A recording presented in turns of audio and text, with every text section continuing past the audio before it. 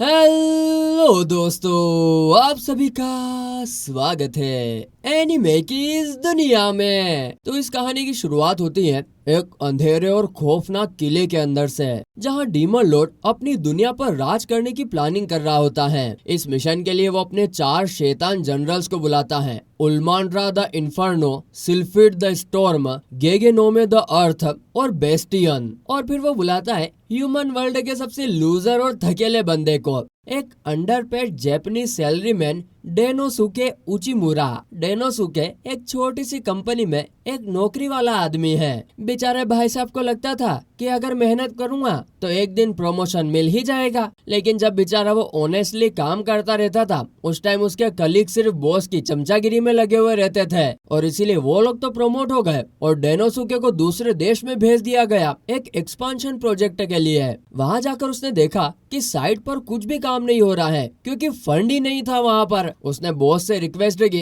कि उसे और फंडिंग मिले ताकि जरूरी इक्विपमेंट खरीदा जा सके, लेकिन बॉस ने उसे डांट दिया, अबे बुड़बक चुप रहो, कितनी बार बता दिया तुमको, पैसा वेस्ट मत करो और जो भी बजट है उसी में अपना काम पूरा करो। यहाँ पर लोकल लोग भी बिना टूल्स के काम करने के मूड में नहीं थे तो सब छोड़कर भाग गए थे। एंड में बेचारा डेनोसुके अकेला रह गया जिसको सब कुछ खुद ही करना पड़ा। पर जब वहाँ के लोकल्स ने देखा कि ये बंदा अकेले ही इतनी मेहनत कर रहा है तो वो उसकी हेल्प करने में जुड़ गए। धीरे धीरे उसको प्रोजेक्ट में तरक्की मिलने लगी और उसने सभी लोगों के साथ मिलकर उस प्रोजेक्ट को एकदम बढ़िया से पूरा कर दिया। फिर जब फाइनली प्रोजेक्ट सक्सेसफुल हुआ तो डेनोसुके को लगा कि अब तो उसका बॉस उसको अप्रिशिएट करेगा ही करेगा, प्रमोशन मिलेगा ही मिलेगा। लेकिन उसके सपने तो तब टूट गए जब उसे एक और देश भेज दिया गया एक नए प्रोजेक्ट के लिए, वो भी बिना बोनस दिए। हे भगवान! इन सब के बीच अब डेनोसुके को लगने लग गया कि उसकी लाइफ तो बिल्कुल वेस्ट जा रही है एक ऐसी कंपनी के लिए जो उसकी वैल्यू नहीं समझती यार। लेकिन तभी एग्जिस्टेंशियल क्राइसिस के बीच एक कार उसे कुचल देती है और उसी वजह से वो इस नई दुनिया में आ जाता है। डेनोसुके को लगता है कि उससे शायद कोई पाप हो गया है, इसीलिए शायद मौत के बाद सीधा उससे डीमन लॉर्ड के दर्शन हो गए हैं। पर यहाँ पर डीमन लॉर्ड उसका नाम लेते हैं और कहते हैं कि मैंने ही तुम्हें यहाँ पर बुलाया है अपने नए ओवरसीज मैनेजर के रूप में। डीमन लॉर्ड को उसके काम का पूरा रिकॉर्ड मिलता है कि कैसे उसने एक फॉरेन ब्रांच चलाई, लोकल लैंग्वेज सीखी और लोगों का ट्रस्ट जीता। इसीलिए लॉर्ड चाहते हैं कि डेनोसुके उसके 4 एलाइट जनरल में से एक बन जाए। ये सुनकर पहली बार डेनोसुके को फील होता है कि किसी ने तो उसकी मेहनत को पहचाना है। लेकिन वो थोड़ा सा हेजिटेट भी होता है क्योंकि इसका मतलब है कि वो इंसानियत के खिलाफ जा रहा है। पर जैसे डीमन लॉर्ड कहता है कि ये जॉब फुल वर्कर्स बेनिफिट के साथ आती है, ये सुनकर तो डेनोसुके की जीभ लपलपाई उसका डिसीजन शिफ्ट होने लगता है। और जब डीमन लॉर्ड कहते हैं कि अगर वो नहीं चाहता तो जबरदस्ती नहीं की जाएगी। अब डेनोसुके को यहाँ पर रेस्पेक्ट फील होती है जो उसके पुराने बॉस ने उसको कभी नहीं दी थी। खड़ूस था साला, वो ऑलमोस्ट मना करने ही वाला था, लेकिन यहाँ पर डीमन लॉर्ड उसे ये भी समझाता है कि तुम्हारा पुराने बॉस ने तुम्हारे टैलेंट की कभी कदर नहीं की, पर मैं तुम्हारी वैल्यू को जानता हूँ। उसी वक्त बाकी जनरल्स उल्मांड्रा, सिल्फिड और गेनो में प्रोटेस्ट करने लगते हैं कि एक ह्यूमन को डीमन आर्मी में, ये कोई जोक है क्या, कोई नहीं रखेगा इसको। डीमन लॉर्ड उनकी चिंता को समझ सकता था, इसीलिए वो डेनोसुके का एक टेस्ट लेने का डिसीजन लेता है ताकि उन बाकी सभी कमांडर्स को भी डेनोसुके पर भरोसा हो सके। यहाँ पर बेचारा डेनोसुके तो पैनिक कर जाता है कि मेरे पास कोई पावर नहीं है भाई साहब। पर तब तक उल्मांड्रा उस पर फुल फोर्स से अटैक करने को तैयार होती है। जब वो अपना डेडली किक मारने जा ही रही होती है कि डीमन लॉर्ड बीच में आ जाता है और उसे रोक लेता है और चिल्ला के बोलता है, पहले मेरी बात तो सुन लो। इतने में बेचारा डेनोसुके काफी डर जाता है और वहीं पर बेहोश हो जाता है। बाकी सब शॉक होते हैं क्योंकि उल्मांड्रा तो सीरियसली फाइट कर भी नहीं रही थी। यहाँ पर फिर डीमन लॉर्ड सबको समझाता है कि डेनोसुके एक नॉर्मल इंसान है, लेकिन उसकी स्किल सेट काफी अलग है, कॉम्बैट नहीं रिसोर्सफुलनेस। तभी फिर डेनोसुके बेचारा वापस से होश में आता है और घुटनों में गिर जाता है और बोलता है, देखो ये मुझसे नहीं होगा, मुझे माफ कर दो। पर डीमन लॉर्ड यहाँ पर उसे काम करता है और कहता है कि तुम्हें लड़ना नहीं है, तुम्हारा टेस्ट सिर्फ ये है कि मिनोटूर ट्राइब के साथ एक पीस पैक्ट को साइन करवा दो। सेलेमेंडर्स और वियरवोल्व्स ऑलरेडी मान चुके हैं, पर मिनोटोर्स बहुत टफ है। अब यहाँ पर उल्मांड्रा डेनोसुके को उनके पास ले जाने लगती है, लेकिन उसे लगता है कि ये टोटल टाइम वेस्ट है, इससे कुछ भी नहीं होने वाला। डेनोसुके भी बेचारा डाउटफुल होता है, पर डीमन लॉर्ड की बातें याद करके वो थोड़ा मोटिवेट हो जाता है कि चलो कोई तो मुझ पे भरोसा करता है। फिर जब वो मीटिंग रूम में पहुंचता है और मिनोटॉर चीफ टेरियस को देखता है तो लिटरली उसकी शक्ल का रंग ही उड़ जाता है। टेरियस तो हर बात पे नहीं नहीं नहीं नहीं चिल्लाता रहता है। उल्मांड्रा बताता है कि मैंने टेरियस को काफी बार समझाने की कोशिश की, लेकिन वो बार बार मना कर देता है, नहीं नहीं नहीं नहीं। ये सब सुनकर डेनोसुके को समझ नहीं आता कि वो क्या करे। तभी हमें यहाँ पर पता चलता है कि जब कभी डेनोसुके को कुछ ऐसे सवालों का जवाब चाहिए होता है जिसका जवाब उसको पता नहीं है, तो वो अपने ही ख्यालों में खुद को एक बार इमेजिन करता है, जहाँ पर उसे एक बारटेंडर कुछ ऐसे हिंट दिया करता है जिससे कि उसको प्रॉब्लम सोल्व करने में बड़ी आसानी मिलती है। डेनोसुके हमारे फाइनली बार में चले जाते हैं थोड़ा सोचने के लिए। वहाँ पर उसे याद आता है कि एक बार एक इंटरनेशनल क्लाइंट भी हर बात पे ने करता रहता था, पर उसकी आंखों में कुछ और था और उसके ने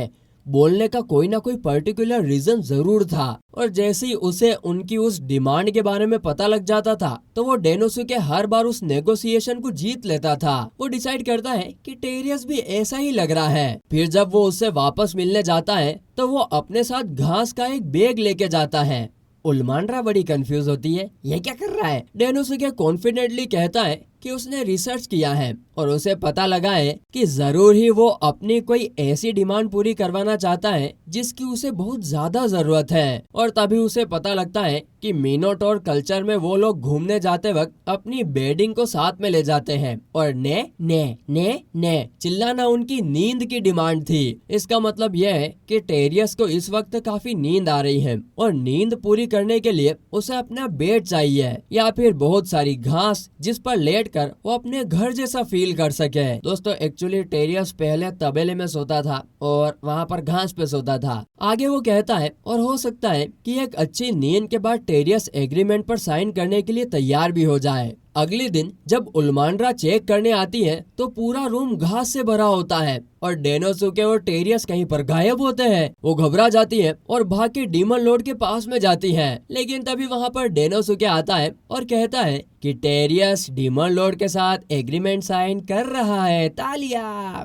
उल्मांड्रा बड़ी शॉक हो जाती है, एक रात में कैसे पॉसिबल है। डेनोसुके कहता है मैंने बस उसे समझाने की कोशिश की। अब सबको समझ में आ जाता है कि डेनोसुके के पास भले ही मैजिक पावर ना हो, लेकिन उसकी एम्पैथी और अंडरस्टैंडिंग एक पावरफुल टूल है। अब तो डीमन लॉर्ड डेनोसुके को यहाँ पर ऑफिशियली जनरल डिक्लेयर कर देते हैं और एक ब्रेसलेट देता है जो उसकी पोजीशन को सिंबल करता है। उल्मांड्रा भी फाइनली उसकी रेस्पेक्ट करती है और कहती है कि मैं भी तुम्हारे साथ काम करने के लिए काफी एक्साइटेड हूँ। अब डेनोसुके ऑफिशियली एक डीमन जनरल बन गया है। उसके पास अपना खुद का ऑफिस है और एक सपोर्टिव बॉस भी, लेकिन ये नई जगह उसके लिए थोड़ी ज्यादा ही अनजान होती है। इसीलिए वो डिसाइड करता है कि उसे फॉर्मली बाकी डीमन जनरल से भी मिलना चाहिए। सबसे पहले वो सिल्फिड के रूम के पास जाता है और नॉक करता है, लेकिन उसके लिए सरप्राइज की बात होती है कि एक लड़की दरवाजा खोलती है और पूछती है कि उसे क्या चाहिए। डेनोसुके कहता है कि वो सिल्फिड से मिलने आया है ताकि अपना इंट्रोडक्शन दे सके।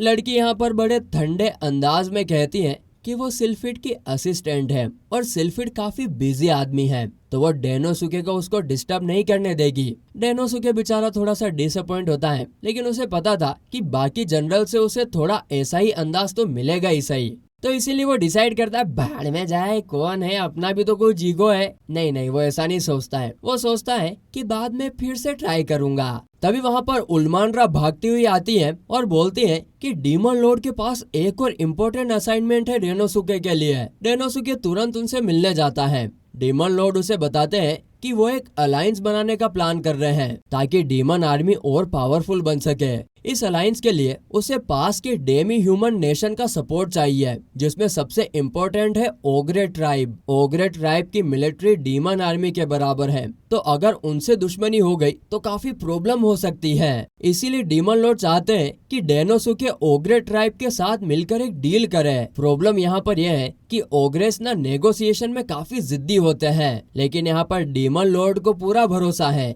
कि डेनोसुके इस काम में सक्सेसफुल होगा और इसीलिए वो उसे फुल ऑथोरिटी देते हैं। डेनोसुके को यहाँ पर खुशी होती है कि डीमन लॉर्ड उस पर इतना ट्रस्ट करते हैं, लेकिन उसे डर भी लगता है कि अगर वो अकेला गया तो उसकी जान भी जा सकती है। इसीलिए उल्मांड्रा उसे ऑफर करती है कि वो उसके साथ चल सकती है। लेकिन डेनोसुके यहाँ पर पहले गेगन ओमे से मिलना चाहता था, जो कि डेमी ह्यूमन डिवीजन को हैंडल करता है, ताकि उसे ओग्रेस के बारे में कुछ जरूरी जानकारी मिल सके। उल्मांड्रा तो यहाँ पर उसे टोटली मना कर देती है कि गेगन ओमे के पास तो जाना ही नहीं, हो तो एक नंबर का घोगा है। नहीं, उसने ऐसा नहीं बोला। उसने बोला कि उसके पास इसलिए नहीं जाना चाहिए क्योंकि दोनों के बीच जनरेशन से दुश्मनी है, और इसीलिए वो कहती है कि वो कैरेजेस चेक करेगी और डेनोसुके अकेला ही गेगन ओमे के पास जाएगा।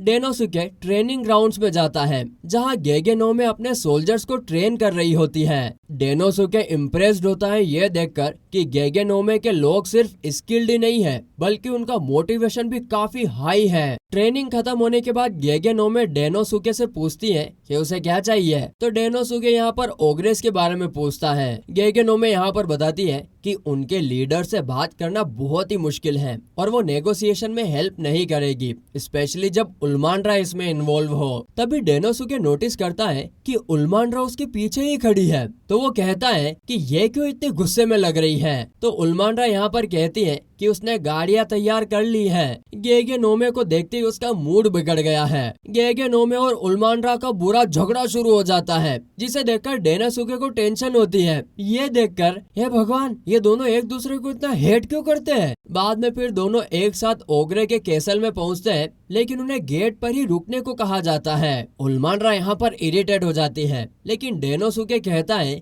कि ये एक स्ट्रेटजी है। ओग्रे उन्हें चिढ़ाने की कोशिश कर रहा है। तभी फिर एक लड़की आती है और कहती है कि अब वो अंदर जा सकते हैं। जब वो राजा के रूम में पहुंचते हैं तो ओगु सीधे बोलते हैं कि उसे उनकी बात बिल्कुल भी नहीं सुननी है। जब तक कि डीमन लॉर्ड उनके सामने सरेंडर नहीं कर देता, तब तक ये नेगोशिएशन होगा ही नहीं। और अगर फिर भी उन्हें इतनी ही जल्दी है तो वो लोग खुद ही डीमन लॉर्ड को अभी मार दे। उल्मांड्रा तो ये सुनकर लिटरली एक्सप्लोड ही करने वाली थी, लेकिन डेनोसुके उसे रोक लेता है। बाहर जाकर वो उल्मांड्रा को समझाता है कि ओगु ये सब उन्हें चिढ़ाने के लिए कह रहा है, ताकि डील खत्म हो जाए, और अगर अभी वो लोग रिएक्ट करेंगे तो ब्लेम उनके ऊपर ही आ जाएगा। तभी वही लड़की दोबारा आती है और बताती है कि वो ओगु की बेटी ओरू है। वो दोनों को एक खाली रूम में ले जाती है और दिखाती है कि फूड स्टोरेज बिल्कुल खाली होता है। वो कहती है कि उनकी ट्राइब जो है ना, वो फाइनेंशियल ट्रबल में है और लोग यहाँ पर भूखे मर रहे हैं। ओरू कहती है कि उनके फादर भी बीमार हैं और ये सब लोगों से छुपा रहे हैं। वो रिक्वेस्ट करती है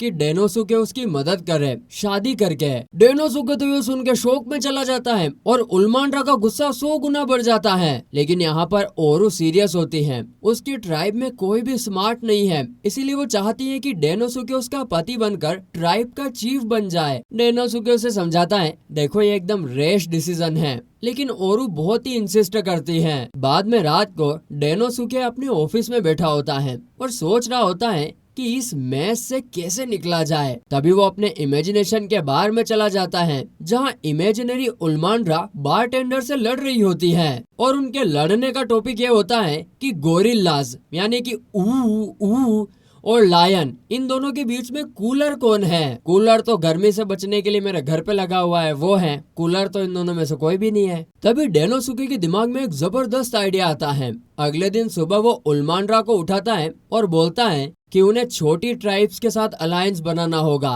अगर छोटी ट्राइब्स उनके साथ मिल गई तो ओग्रेस प्रेशर में आ जाएंगे। एक हफ्ते बाद सब कुछ प्लान के मुताबिक होता है। ओग्रे काफी गुस्से में होता है। उसे पता चलता है कि बाकी की ट्राइब्स डीमन आर्मी के साथ अलायंस में आ गई है। डेनोसुके तो यहाँ पर बस प्रिटेंड करता है कि उसने सिर्फ नीडी ट्राइब्स की मदद की है। तब ओरू सामने आकर कहती है कि उसने ये सब इसलिए किया क्योंकि उनके फादर अब वीक हो गए हैं और ट्राइब को सरवाइव करने के लिए नई लीडरशिप चाहिए। डेनोसुके यहाँ पर एक और ब्लफ करता है कि ये तो एक इक्वल पार्टनरशिप होगी, सिर्फ डीमन आर्मी के अंडर नहीं होगा सब कुछ। ओगु एग्री करने लगता है और कुछ दिन बाद उल्मांड्रा डेनोसुके के ऑफिस में आती है गुड न्यूज के साथ। ओगु ने अलायंस एक्सेप्ट कर लिया है अब यहाँ पर डेनोसुके को अपना असिस्टेंट चूज करना होता है। वो सोचता है कि काश उल्मांड्रा होती, लेकिन उल्मांड्रा मिसअंडरस्टैंडिंग करने लगती है कि यह तो प्रपोजल था, उसने उसको प्रपोज किया है, और थोड़ा सा ब्लश भी करने लग जाती है। तभी यहाँ पर कोई नॉक करता है, टिक टिक। यहाँ पर ओरू आई होती है और बताती है कि वो अलायंस की रिप्रेजेंटेटिव बनकर आई है और अब वो डेनोसुके की असिस्टेंट बनना चाहती है। डेनोसुके फट से एग्री कर देता है, लेकिन उल्मांड्रा यहाँ पर जेलस हो जाती है और डेनोसुके से आंखों में आंखें ही नहीं मिला पाती है। अब वो दोनों राइवल्स बन चुके हैं और ये तो सिर्फ शुरुआत है। कौन दोनों राइवल्स बन चुके हैं? आपको क्या लगता है कौन राइवल बने होंगे? दोनों लड़के ही बनी होगी और क्या। अब डेनोसुके ने वॉर बियर ट्राइब के साथ नेगोशिएशन कंप्लीट कर लिया था और उसने वही स्ट्रेटेजी यूज की जो उल्मांड्रा ने उसे सिखाई थी। फिर वो रिवील करती है कि डेनोसुके को ओग्रे ट्राइब के साथ अलायंस के लिए एक डिस्टिंग्विश्ड सर्विस अवार्ड दिया जाएगा। ये काफी बड़ी बात होती है और एक ऑफिशियल अवार्ड सेरेमनी भी होगी। डेनोसुके ने तो बेचारा ने कभी कोई अवार्ड ही नहीं जीता था, तो वो तो सपने देखने लगता है कि कितना अच्छा लगेगा, लेकिन उसका ये इतना अच्छा सपना उल्मांड्रा के आने से टूट जाता है, जो कि लंच लेकर आई होती है। सूप में एक अजीब सी क्रॉप जिम होती है जो डेनोसुके को बिल्कुल भी पसंद नहीं है, लेकिन अब ओरू ने कुछ काम संभाल लिया है तो डेनोसुके के पास थोड़ा वक्त होता है इस नई दुनिया को समझने के लिए। वो वॉटरी जिम पोरिज जो उसे एकदम बोरिंग लगता है, एक्चुअली डीमन आर्मी का स्टेपल फूड होता है। डेनोसुके बेचारा क्वाइटली विश करता है कि काश कभी तो मीट मिल जाए खाने को। जी जी जी ये तो गलत बात है डेनोसुके, हमारे यहाँ पर आओ, एकदम मजेदार आपको दाल बाफले न खमन ढोकला न मजा आ जाएगा। हम देखते हैं कि उल्मांड्रा जैसे उसकी मन की बात सुन लेती है। वो डिक्लेयर करती है कि चलो हंटिंग पर चलते हैं। डेनोसुके एकदम शॉक्ड है, वो मीट को खुद लाएंगे जंगल से, और वो भी एक मैजिकल बीस्ट से। उल्मांड्रा के रिपोर्ट्स के हिसाब से उस एरिया में कुछ बीस्ट देखे गए हैं और 5 ऑर्क्स उसे मारने जा चुके हैं। डेनोसुके तो क्लियरली यहाँ पर इस एडवेंचर के लिए रेडी होता है, लेकिन उल्मांड्रा उसे याद दिलाती है कि इस दुनिया का एक ही रूल है कि जो भी वीक होगा वो खाया जाएगा। नॉर्मली तो ऑर्क से ना खुद से ही सिचुएशन को हैंडल कर लेते हैं, पर अभी उनकी हेल्प करनी पड़ेगी क्योंकि बीस्ट बहुत ही ज्यादा पावरफुल हैं। डेनोसुके यहाँ पर रियलाइज करता है कि डीमंस जिम पोरिज इसलिए खाते हैं क्योंकि उनके पास और कुछ अफोर्ड करने के लिए होता ही नहीं है। मैजिकल बीस्ट और फूड शॉर्टेज दोनों ही काफी बड़ी प्रॉब्लम है इस वर्ल्ड में। तभी उल्मांड्रा को वहाँ पर मशरूम्स मिलते हैं जो ऑर्क्स कलेक्ट कर रहे थे अटैक होने से पहले। प्लान एकदम सिंपल होता है, वेट करो मशरूम्स के पास जब तक कि बीस्ट खुद नहीं आ जाता, और जैसे ही अब वो लोग वेट करते हैं हे लोग बीस्ट वहाँ पर आ जाता है। डेनोसुके एकदम टेरिफाइड है उसके क्रीपी साउंड को सुनकर, लेकिन उसका क्रीपी साउंड होता कौन सा है?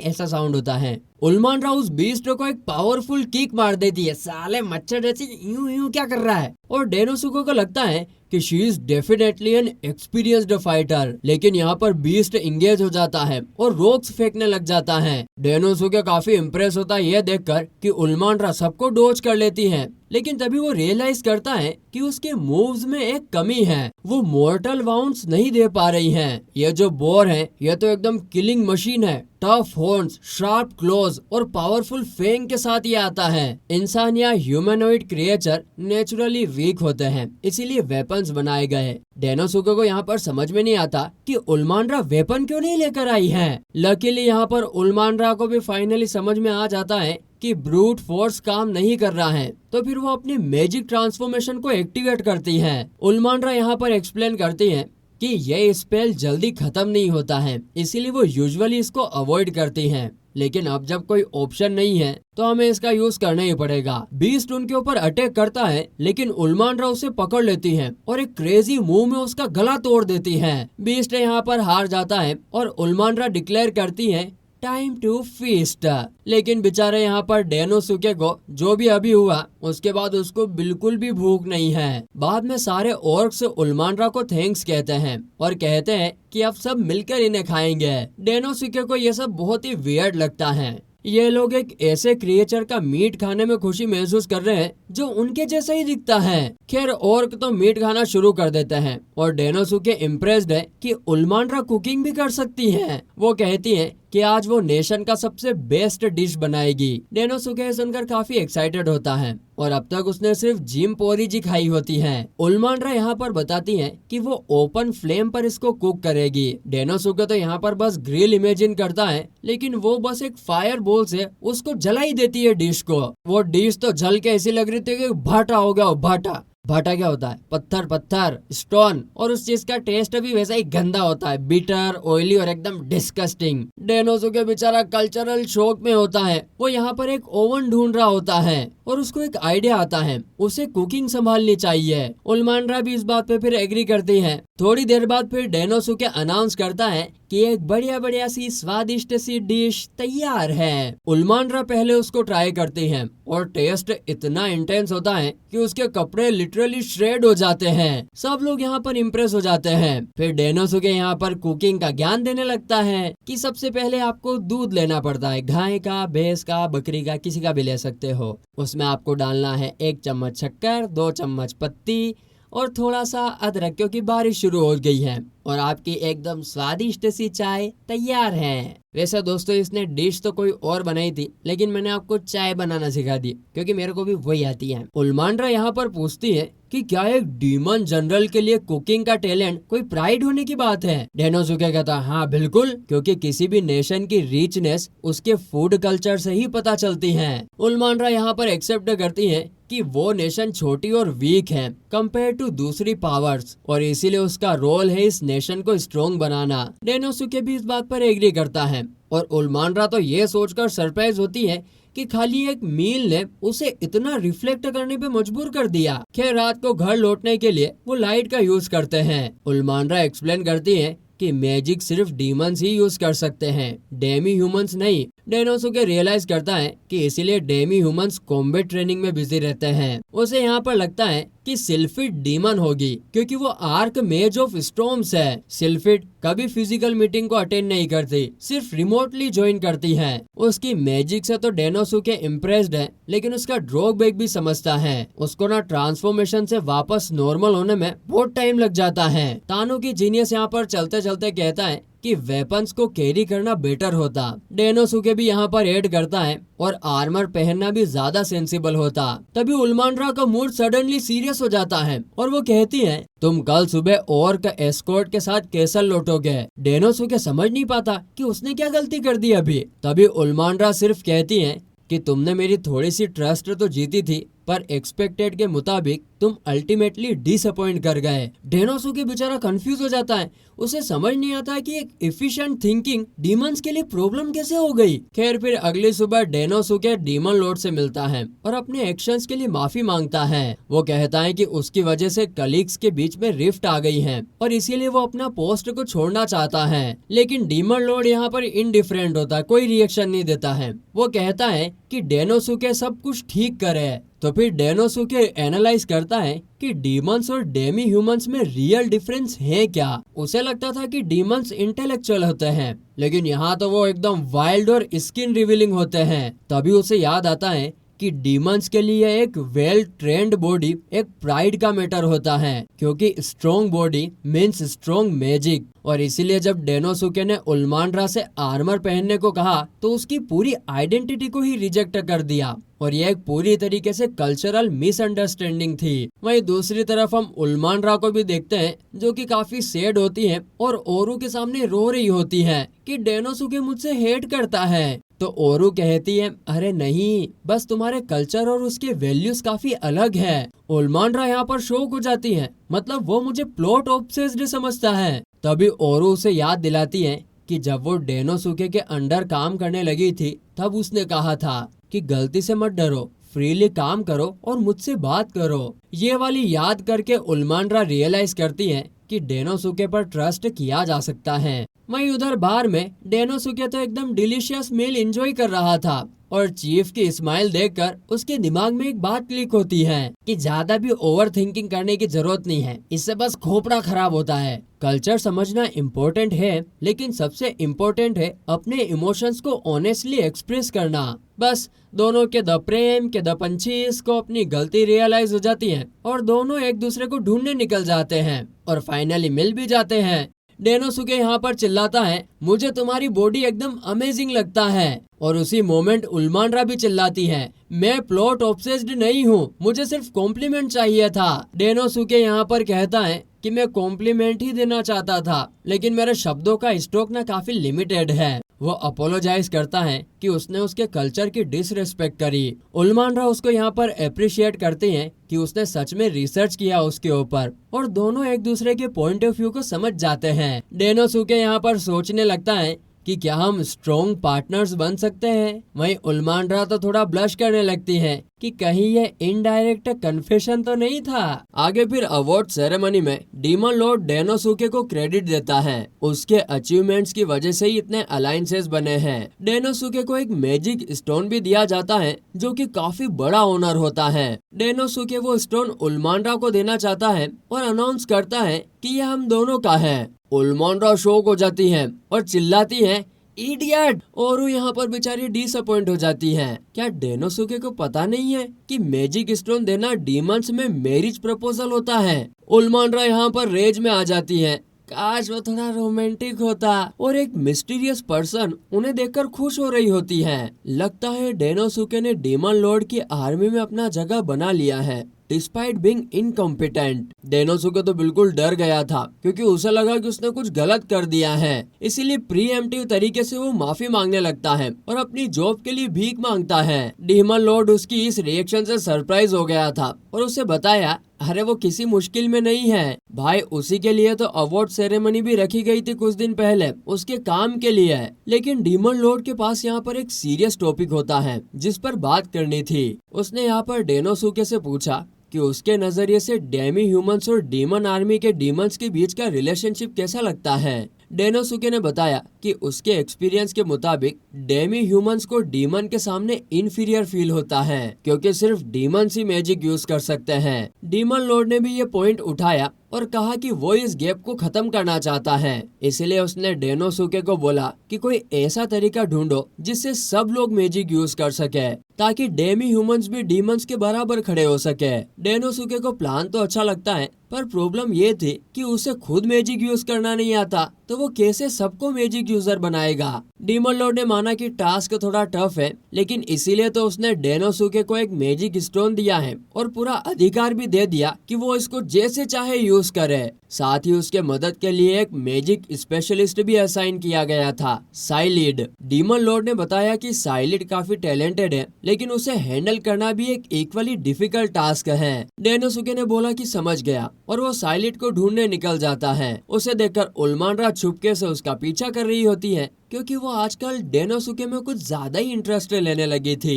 थोड़ा तो उसके काम के अपडेट्स के लिए और थोड़ा इसलिए क्योंकि डेनोसुके ने कुछ दिन पहले उसे शादी का प्रपोजल जो दिया था। डेनोसुके साइलिड के कमरे पर पहुंचता है और नॉक करता है तो वहां पर एक लड़की बेलिंडा ने दरवाजा खोला और बोला कि साइलिड यहाँ पर नहीं है। पर जब उसने दरवाजा बंद करने की कोशिश की तो डेनोसुके ने अपना पैर अटका दिया और अंदर घुस गया। उल्मांड्रा जो चुपके से सब देख रही थी उसे देखकर इरिटेट हो गई कि डेनोसुके किसी और लड़की के साथ क्या कर रहा है, जबकि उसने तो मुझे प्रपोज किया था। अंदर डेनोसुके ने बेलिंडा को कन्फ्रंट किया और उसने बोला कि उसे पता है कि तुम ही साइलिड हो। पहला रीजन तो यह है कि मैंने डीमन आर्मी के सभी ऑफिसर्स के नाम याद करके रखे हैं और बेलिंडा नाम का कोई भी रिकॉर्ड में नहीं है। और दूसरा, डीमन लॉर्ड ने खुद बता दिया था कि साइलिड का हैबिट है डिसगाइज में रहना ताकि काम ना करना पड़े। साइलिड ने फाइनली एक्सेप्ट किया कि डेनोसुके सही कह रहा है। डेनोसुके ने उससे बोला कि उसे मैजिक टूल के बारे में बात करनी है, लेकिन साइलिड ने यहाँ स्ट्रेट अप रिफ्यूज कर दिया, मुझे कुछ नहीं पता। उसका कहना था कि वो ऑलरेडी एक ऐसा डिवाइस बना चुकी है जो स्पेल को कास्ट कर सकता है, लेकिन वो इतना महंगा था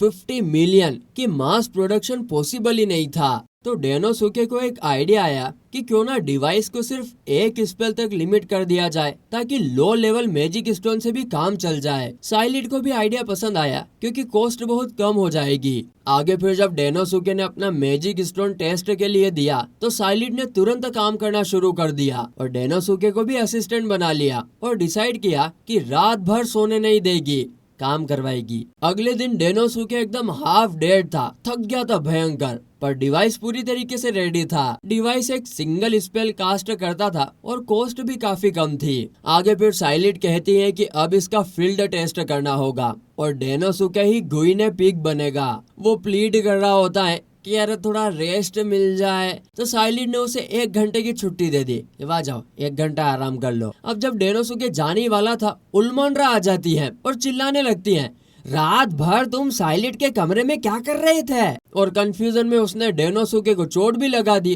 और बेचारा वो वहीं पर बेहोश हो गया। अरे फिजिकली इतना कमजोर आदमी बात बात में बेहोश हो जाता है तो क्यों पीछे पड़े रहते हो इसके? तभी साइलिड नीचे से अपने यूजुअल आउटफिट में आई ताकि उल्मांड्रा उसे पहचान ना सके।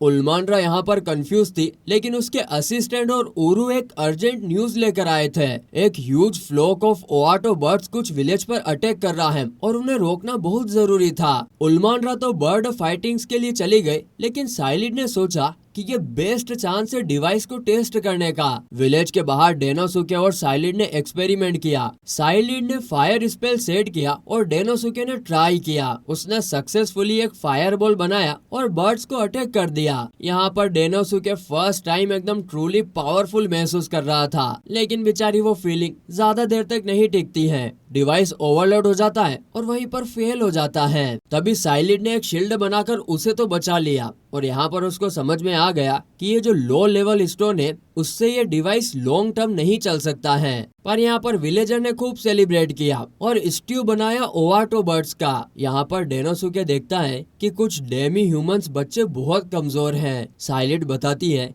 कि वो खुद एक मर्चेंट एल्फ फैमिली से थी जिसे निकाल दिया गया था और उसने फिर कुछ टाइम एक डेमी ह्यूमंस विलेज में बिताया। उनकी मदद के लिए ही उसने पहली बार मैजिक डिवाइस बनानी शुरू की थी। इस पर डेनोसुके कहता है कि एक आइडिया उसके पास है, अगर हम स्पेल्स को कास्ट ना करें, सिर्फ डिवाइस का साउंड बर्ड्स को भगा दे तो स्टोन कंज्यूम भी नहीं होगा। अगले दिन फिर डेनोसुके ने कई डिवाइसेस ग्राउंड में एम्बेड किए और जब फिर बर्ड्स आए तो उन बर्ड्स ने सिर्फ पावर ऑन साउंड की वजह से विलेज को छोड़ दिया। 0 combat, 0 spell use, perfect result. Demon Lord बहुत खुश हुआ और बोला कि मास प्रोडक्शन स्टार्ट करो। बाद में डेनोसुके ने साइलिड का शुक्रिया किया और साइलिड ने भी डेनोसुके का, क्योंकि उसने उसका रिसर्चर पैशन फिर से जगा दिया था। और जाते जाते एक स्पेशल डिवाइस भी गिफ्ट किया जो कि 30 स्पेल्स तक हैंडल कर सकता था। अब डेनोसुके वापस ऑफिस आया एकदम रेडी टू वर्क मोड में, लेकिन जैसे ही वो काम शुरू करने लगा उल्मांड्रा एकदम से आई और उसे ठोक दिया,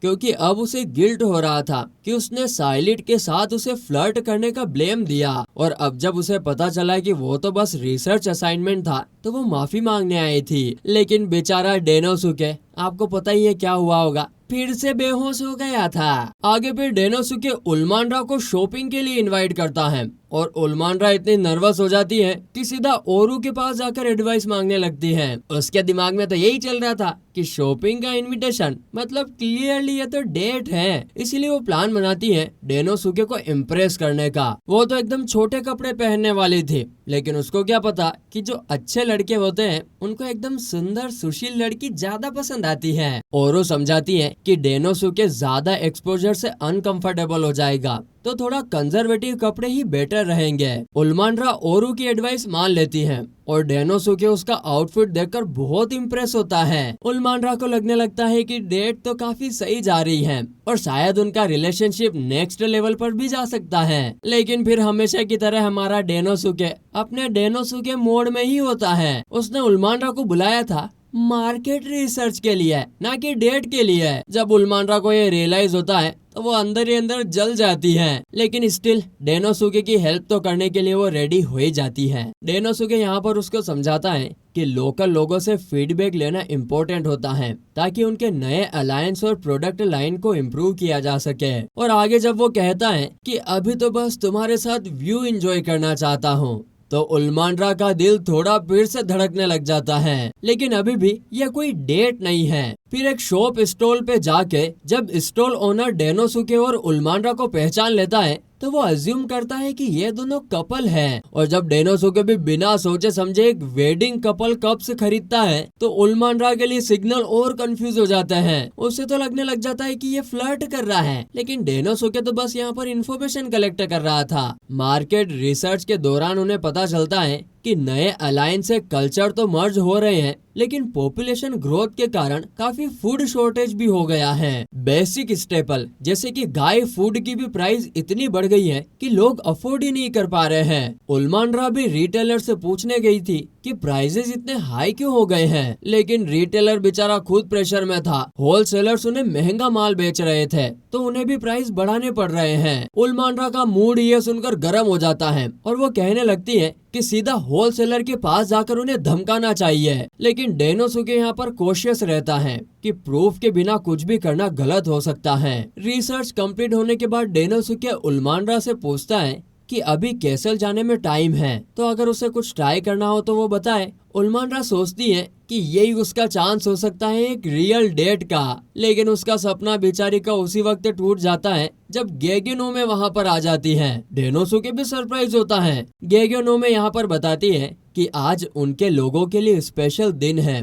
और वो गिफ्ट्स लेने आई है, सिर्फ उन लोगों के लिए जो उसके लिए काफी जरूरी है। तभी दो छोटी रेड डेमी ह्यूमंस उनके पास आकर अपने शॉप की क्राइसिस बताते हैं। उन्होंने एक मर्चेंट बियरन के लिए चीमू नाम का ट्रेडिशनल फूड बल्क में बनाया था, लेकिन बियरन ने लास्ट मोमेंट पे ऑर्डर को कैंसिल कर दिया। अब उनके पास 300 सर्विंग्स का स्टॉक है जो अगर बेचा नहीं गया तो वो बैंकरप्ट हो जाएंगे।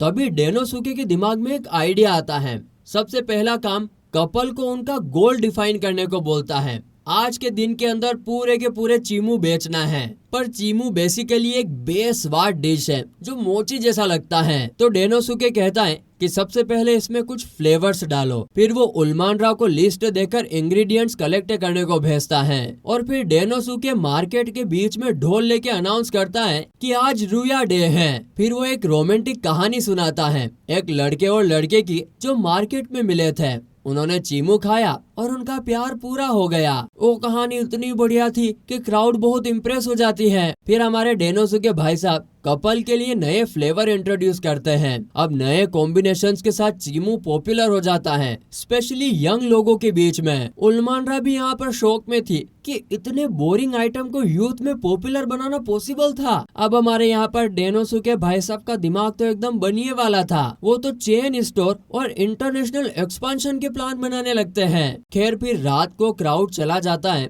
और कपल डेनोसुके उलमानरा और गेगेनोमे को थैंक्स करते हैं। गेगेनोमे ने तो हल्के हाथों से कपल की हेल्प की थी डिश लोगों को रिकमेंड करके। कपल डेनोसुके और उलमानरा को चीमू ऑफर करता है, शेयर करने के लिए भी बोलता है। इस पर उलमानरा वापस से ब्लश करने लगती है, क्योंकि लेजेंड के हिसाब से अगर किसी के साथ चीमू शेयर करो तो वो तुम्हारा जीवन साथी होता है।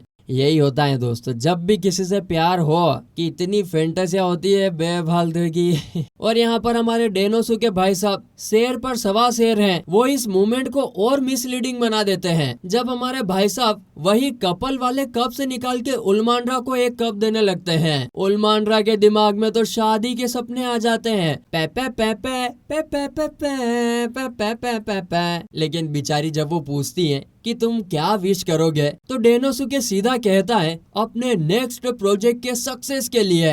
बस ये सुनते सी उलमानरा के दिल में जो शहनाइयां बज रही थी, पे पे पे पे पे पे पे पे, सब खत्म हो जाती है। यहाँ पर फिर सीन शिफ्ट होता है और रात को डेनोसुके डीमन लॉर्ड से मिलता है, अपनी मार्केट रिसर्च की फाइंडिंग शेयर करता है, खास करके गोल्डन कप्स जो गोल्डन कंट्री से आए हैं। डेनोसुके प्रपोज करता है कि उनके साथ ट्रेड टाई अप किया जाए। डीमन लॉर्ड एग्री करता है और कहता है कि वो अपना मैजिकल डिवाइस ट्रेड में दे सकता है, लेकिन डेनोसुके इस पर डिसएग्री करता है क्योंकि ये डिवाइस तो सिर्फ डीमन आर्मी के पास है। डीमन लॉर्ड कहता है देखो कोई खतरा नहीं है क्योंकि डिवाइस तो कभी ना कभी कॉपी हो ही जाएगा, लेकिन टैलेंटेड लोग रेप्लिकेट नहीं हो सकते। इसलिए जब तक कि उनके पास लोग हैं जैसे कि डेनोसुके और उसके फेलो जनरल्स, वो नए और बेहतर चीजें बना सकते हैं। वो डेनोसुके को ट्रेड नेगोशिएशन की जिम्मेदारी दे देता है, लेकिन यहाँ पर वो वार्निंग भी देता है कि जो गोल्डन कंट्री का किंग है वो काफी डेंजरस आदमी है। डेनोसुके अब रेडी है गोल्डन कंट्री जाने के लिए, जहाँ उसे किंग से मिलना है नेगोशिएशन के लिए। उलमानरा उसे कैरेज के पास मिलती है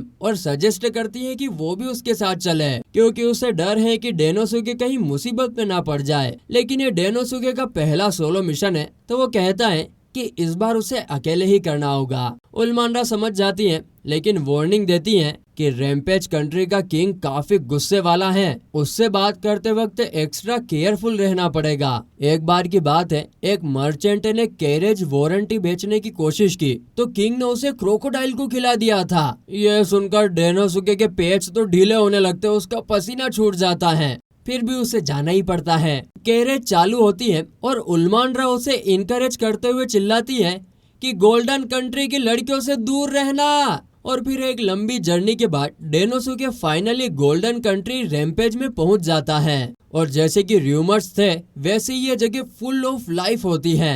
डेनोसुके ये सोचकर खुश होता है कि उसने ये नेगोशिएशन को परसू किया। अब तक तो डीमन आर्मी सिर्फ क्रॉप्स जैसे कि अनाज को एक्सपोर्ट करती थी फॉरेन एक्सचेंज के लिए, लेकिन पॉपुलेशन बढ़ने के बाद अब उनकी सप्लाई भी कम होने लगी और इंपोर्ट करना पड़ रहा है। इसीलिए डेनोसुके ने डिसाइड किया कि अब कुछ वैल्यूएबल चीज जैसे कि गोल्ड के लिए डील करेगा और गोल्ड लेने के लिए गोल्डन कंट्री से बेहतर जगह क्या हो सकती है। अच्छा, ऐसे तो हमारा गांव का नाम मालखेड़ा है, लेकिन यहाँ पर माल थोड़ी मिलता है क्या। डेनोसुके को किंग से मिलने की परमिशन इजीली मिल जाती है क्योंकि वो डीमन आर्मी का एक एलाइट जनरल होता है। किंग थ्रोन रूम में आता है, डेनोसुके पूरी इज्जत के साथ उसके सामने झुककर अपना इंट्रोडक्शन देने लगता है, पर यहाँ पर किंग कहता है कि उसे ऑलरेडी सब कुछ पता है। उसे पता है कि डेनोसुके कुछ महीने पहले ही इस दुनिया में समन हुआ था और तब से रिफॉर्म और एक्सपांशन उसने दोनों किए हैं। किंग मानता है कि डेनोसुके टैलेंटेड है, लेकिन एक बात उसे चुभती है, अगर तुम इतने टाइम से जनरल हो तो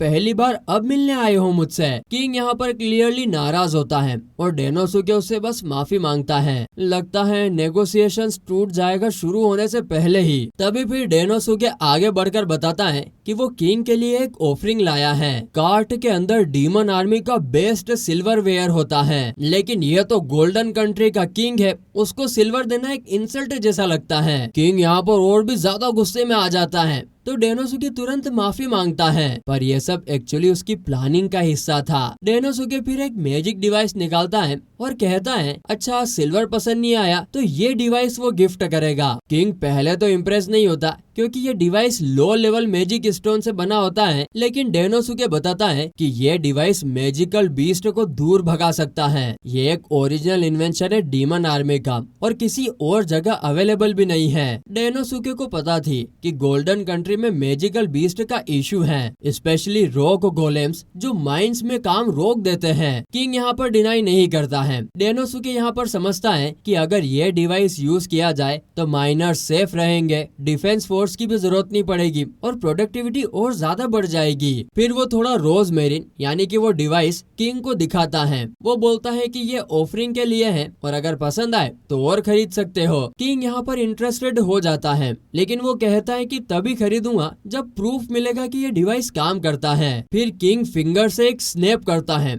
लाइट बंद हो जाती है और उसका पेट क्रोकोडाइल डेनोसुके के पास छोड़ दिया जाता है। अब असली टेस्ट शुरू होता है। डेनोसुके अंदर से टूट रहा होता है, लेकिन उसे अपने डिवाइस पर पूरा भरोसा होता है। वो डिवाइस एक्टिवेट करता है और हाँ, क्रोकोडाइल दूर भाग जाता है, लेकिन किंग की तरफ भागता है। डेनोसुके तो यहाँ पर तुरंत फायरबॉल डिवाइस से अटैक करना चाहता था, लेकिन किंग खुद क्रोकोडाइल को राख बना देता है। यहाँ पर किंग इम्प्रेस होता है कि डिवाइस भी काम करता है और डेनोसुके भी हिम्मत वाला है। वो एक कॉमनर होकर भी किंग के सामने खड़ा हुआ और उसकी सेफ्टी के लिए एक्शन लेने को भी रेडी था। किंग डेनोसुके को पसंद करने लगता है और कहता है कि वो डीमन आर्मी से रोज मरीन जरूर खरीदेगा। पेमेंट के तौर पर वो 3 गोल्ड बार्स डेनोसुके के सामने रख देता है। डेनोसुके कहता है कि इस अमाउंट में तो वो 1 महीने में 200 यूनिट प्रिपेयर करवा सकता है, लेकिन किंग तो यहाँ पर इम्पेशेंट होता है। वो कहता है कि उसे 1 वीक में चाहिए और टाइम कम होने की वजह से वो कंपनसेशन के लिए वो काफी ज्यादा गोल्ड कॉइन दे देता है। अब यहाँ पर नेगोशिएशन तो सक्सेसफुल हो जाता है, पर 200 यूनिट को 1 हफ्ते में बनाना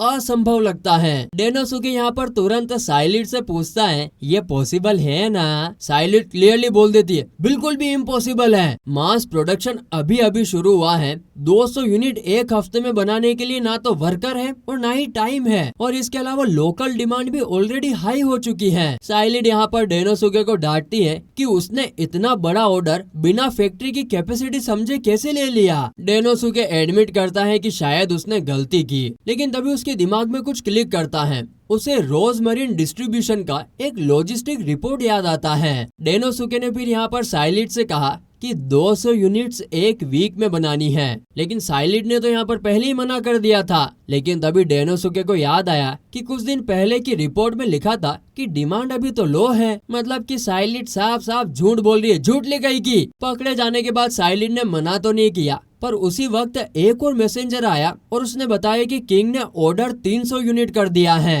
फिर कई दिनों की मेहनत और ओवर टाइम के बाद 300 यूनिट बन जाते हैं। ओरू ने यहाँ पर पूछा कि उन्होंने रोज मरीन को कितने में बेचा, तो डेनोसुके बताता है कि 50,000 पर यूनिट। टोटल हुआ 150 मिलियन। ये सब पॉसिबल हुआ था डेनोसुके की साइकोलॉजिकल स्ट्रेटेजी की वजह से।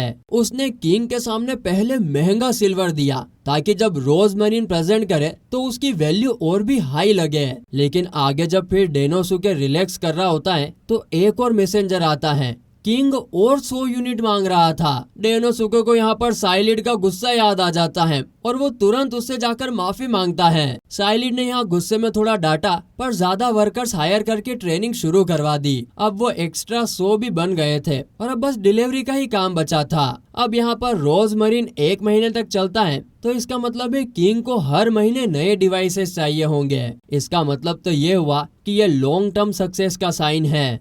लेकिन तभी ओरू आके बताती है कि किंग ने सारे के सारे ऑर्डर कैंसिल कर दिए हैं। पेमेंट अभी तक नहीं आई है और डीमन आर्मी ऑलरेडी काफी पैसे लगा चुका था। बजट पर अब कट होने लग गया था, जिसकी वजह से डेमी ह्यूमन फोर्सेस को नए वेपन भी नहीं मिल पाए थे और मर्चेंट्स भी नाराज होने लग गए थे। डेनोसुके को रियलाइज होता है कि उससे कोई बड़ी गलती हो गई है। वो डीमन किंग के पास जाता है और सब जिम्मेदारी लेता है, लेकिन डीमन किंग उसको पनिश नहीं करता है, मगर कहता है कि कभी कभी प्लानिंग के बावजूद भी सब गड़बड़ हो जाता है। गलतियों से सीखना जरूरी है। काश दोस्तों बड़े बड़े लोग भी ऐसे ही होते कि कभी जीवन में कोई बड़ी गलती हो जाए उसके बाद भी माफ कर देते हैं। ऐसा कुछ होता नहीं है, जिंदगी भर ताने मिलते हैं सबको, जिंदगी भर ऐसा क्यों किया, वैसा क्यों किया। खैर डेनोसुके अब जिन भी लोगों ने नुकसान सहा है उनसे माफी मांगने लगता है। वो गेगेनोमे से मिलता है जो बिल्कुल भी गुस्सा नहीं होती है। साइलिड भी यहाँ पर खुश होती है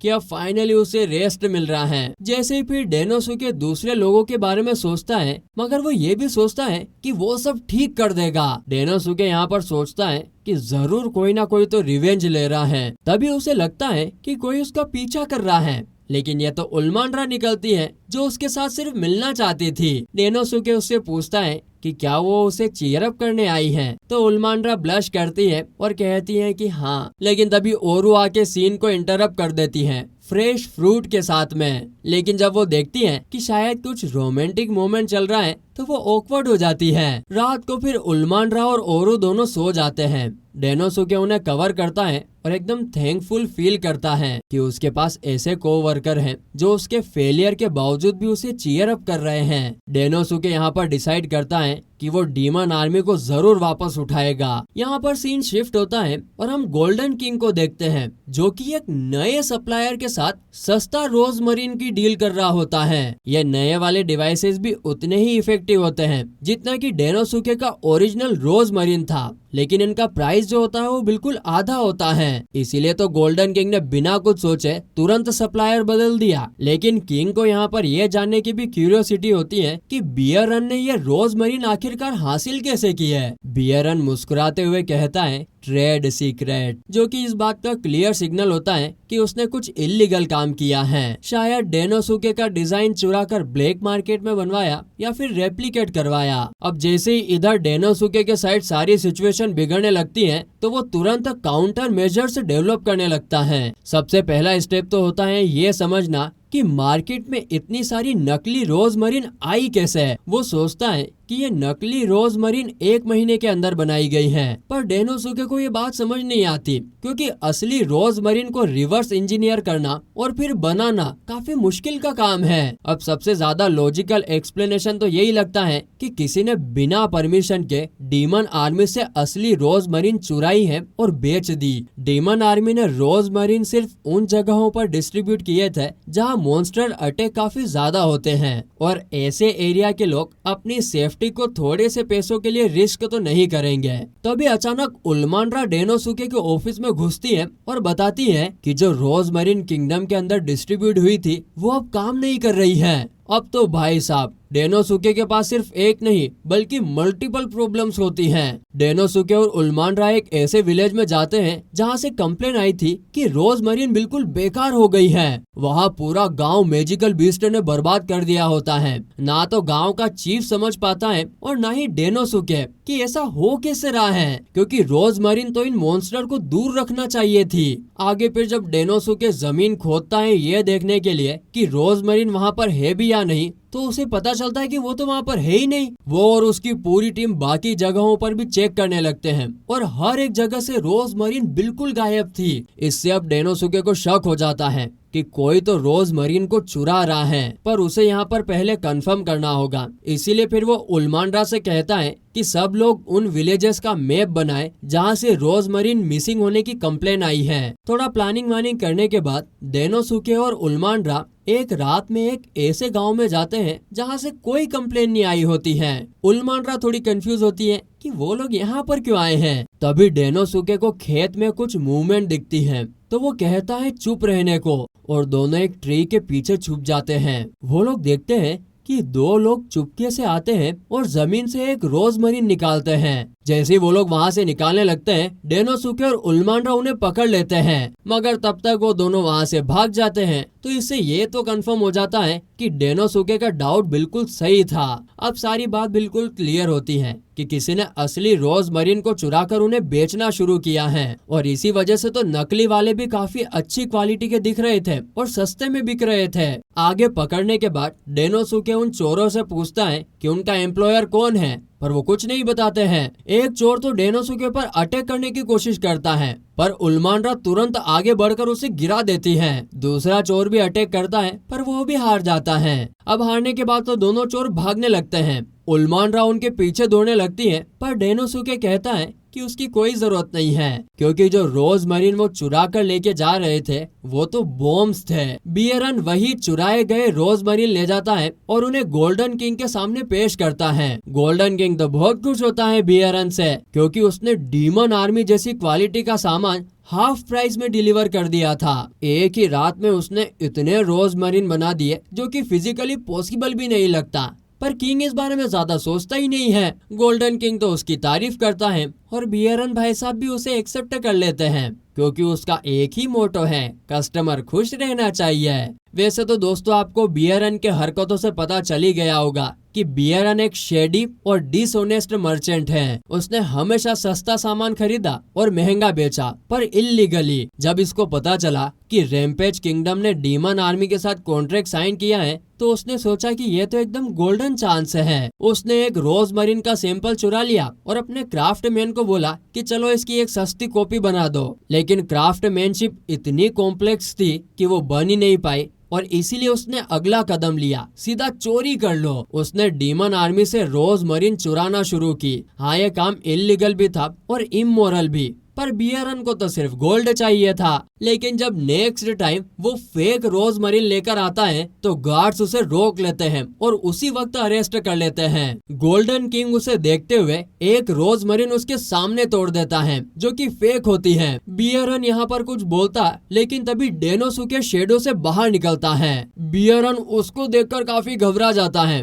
क्योंकि डेनोसुके काफी फियर्ड डीमन जनरल है। अब यहाँ पर डेनोसुके सब कुछ एक्सप्लेन करता है कि उसने ही जानबूझकर फेक रोजमरीन बनवाया था जिससे थीफ को पकड़ा जा सके, और ये फेक रोजमरीन बियरन के पास है। इसका क्लियरली मतलब यही है कि चोरी उसी ने करवाई थी। यहाँ पर डेनोसुके उसे पूरी कहानी बताते हुए बोलता है कि ये जो फेक आइटम है वो साइलिड ने बनाई थी, वो भी सिर्फ एक केक के बदले। डेनोसुके ने थीव्स के नेक्स्ट टारगेट विलेज में ट्रैप लगाया था, जहाँ से बियरन ने वही फेक माल को उठा लिया। बियरन को रियलाइज हो जाता है कि उसका गेम अब ओवर हो चुका है। वो किंग से माफी मांगता है और बोलता है कि वो तो सिर्फ सस्ता डील देना चाहता था, लेकिन किंग उसके एक्सक्यूजेस नहीं सुनता है। वो बियरन को डेथ सेंटेंस दे देता है। वो वहाँ पर एक लाइटनिंग केज बनाता है और उसके ऊपर एक जाइंट गेटर छोड़ देता है जो उसे खाने आता है। बियरन यहाँ पर रो रहा होता है मरने से पहले उसको बच्चों की याद आती है। लेकिन जैसे ही गेटर उस पर अटैक करता है, डेनोसुके एक फायर बॉल मारकर गेटर को रोक देता है।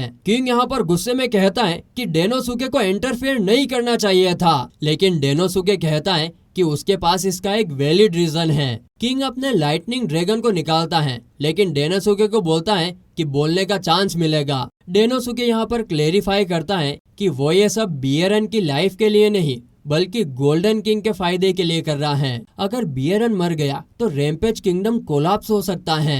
किंग को ये बात समझ में नहीं आती कि यह करप्ट मर्चेंट किंगडम के लिए इतना इम्पोर्टेंट कैसे हो सकता है। लेकिन जब डेनोसुके ऑरेंज पाउडर का मेंशन करता है तो किंग इंटरेस्टेड हो जाता है। रैम्पेज की किंगडम की इकोनॉमी पूरी गोल्ड पर बेस्ड है और ऑरेंज पाउडर मैजिक के साथ यूज होता है टू एक्सट्रैक्ट प्योर गोल्ड। और ये जो ऑरेंज पाउडर है ना, ये सिर्फ बियरन ही इंपोर्ट करवा सकता है, क्योंकि ये टोकी कंट्री से आता है जहाँ सिविल वॉर चल रहे हैं और एक्सपोर्ट पर बैन लगा दिया गया है। लेकिन बियरन को यहाँ पर एक स्पेशल परमिशन मिली हुई है, क्योंकि सिविल वॉर के टाइम पर उसने टोकी को सप्लाई चलाकर सपोर्ट किया था, जब कोई और मर्चेंट वहाँ पर ट्रेड नहीं कर रहा था। और इसी वजह से टोकी और कुछ और देश उसके फेवर में हैं और उसे कुछ रेस्ट्रिक्टेड गुड्स का ट्रेड अलाउ है। आगे डेनोसुके कहता है कि हाँ, बियरन थोड़ा शेडी है, लेकिन वो टैलेंटेड भी है और उसे मारना बेवकूफी होगी। डेनोसुके की इतनी हाई लेवल की थिंकिंग और लॉजिक किंग को कन्विंस कर लेता है, तो वो अपने लाइटनिंग ड्रैगन को वहाँ से हटा लेता है। लेकिन आगे फिर भी वो पूछता है कि डेनोसुके, तुम्हें क्या फर्क पड़ता है अगर रैम्पेज किंगडम कोलैप्स हो जाए? डीमन आर्मी का इससे क्या लेना देना? अब डीमन आर्मी के लिए भी बियरन एक प्रॉब्लम बन गया था, क्योंकि उसने सीधा उन्हीं से चोरी की थी। लेकिन डेनोसुके को समझ नहीं आता कि किंग इतना कंफ्यूज क्यों हो रहा है। उसके लिए तो नेचुरल है कि अगर किसी को मुसीबत में देखो तो मदद करनी चाहिए। बियरन और किंग दोनों डेनोसुके की इतनी सिंपल थिंकिंग से एकदम हैरान हो जाते हैं। किंग तो यहाँ पर इतना जोर से हंस पड़ता है कि खुद को कंट्रोल ही नहीं कर पाता है। उसका मूड अच्छा हो जाता है, तो वो डिसाइड करता है कि बियरन की जान छोड़ देगा और चिल करने चला जाता है, एक आराम से नींद लेने। डेनोसुके और बियरन दोनों थ्रोन रूम से बाहर निकाल दिए जाते हैं। हाँ, लेकिन कम से कम जिंदा तो है। बियरन अभी भी डेनोसुके से थोड़ा कोशियस होता है, क्योंकि वो सोचता है कि कोई नॉर्मल आदमी किंग को इतना नहीं हंसा सकता है। जरूर ये सब डेनोसुके का कोई प्लान होगा। पर यहाँ पर सच ये होता है कि डेनोसुके तो अंदर से कांप रहा होता है। उसके तो पैर एकदम जेली जैसे हो गए थे। बियरन उसका हाथ पकड़कर उसे चलने में हेल्प करता है और दोनों किसी तरीके से बाहर निकलते हैं। लेकिन तभी वहाँ पर ओरू वापस आ जाते हैं और साथ में सभी चोर लड़कियां भी होती हैं, जो कि पहले बियरन के लिए काम करती थी। लेकिन यहाँ पर ट्विस्ट यही है, वो सब लड़कियां एक्चुअली चोर नहीं है, बियरन की अपनी एडॉप्टेड बेटियां हैं। लड़कियां खुश होती हैं अपने पापा को जिंदा देखकर, क्योंकि उन्हें तो पक्का था कि किंग उसे मार देगा। बियरन भी उन्हें देखकर खुश होता है, लेकिन पूछता है कि तुम लोग यहाँ पर कैसे आई? तभी ओरो बताती है कि ये सब डेनोसुके का काम है। चिमोसा इंसिडेंट के बाद डेनोसुके ने बियरन के बारे में थोड़ी इन्वेस्टिगेशन की थी। पहले तो लगा कि बियरन बस एक ग्रीडी और करप्ट मर्चेंट है, लेकिन फिर उसको पता चला कि उसने वॉर के ऑर्फन्स को अपना बनाकर उनकी परवरिश की है।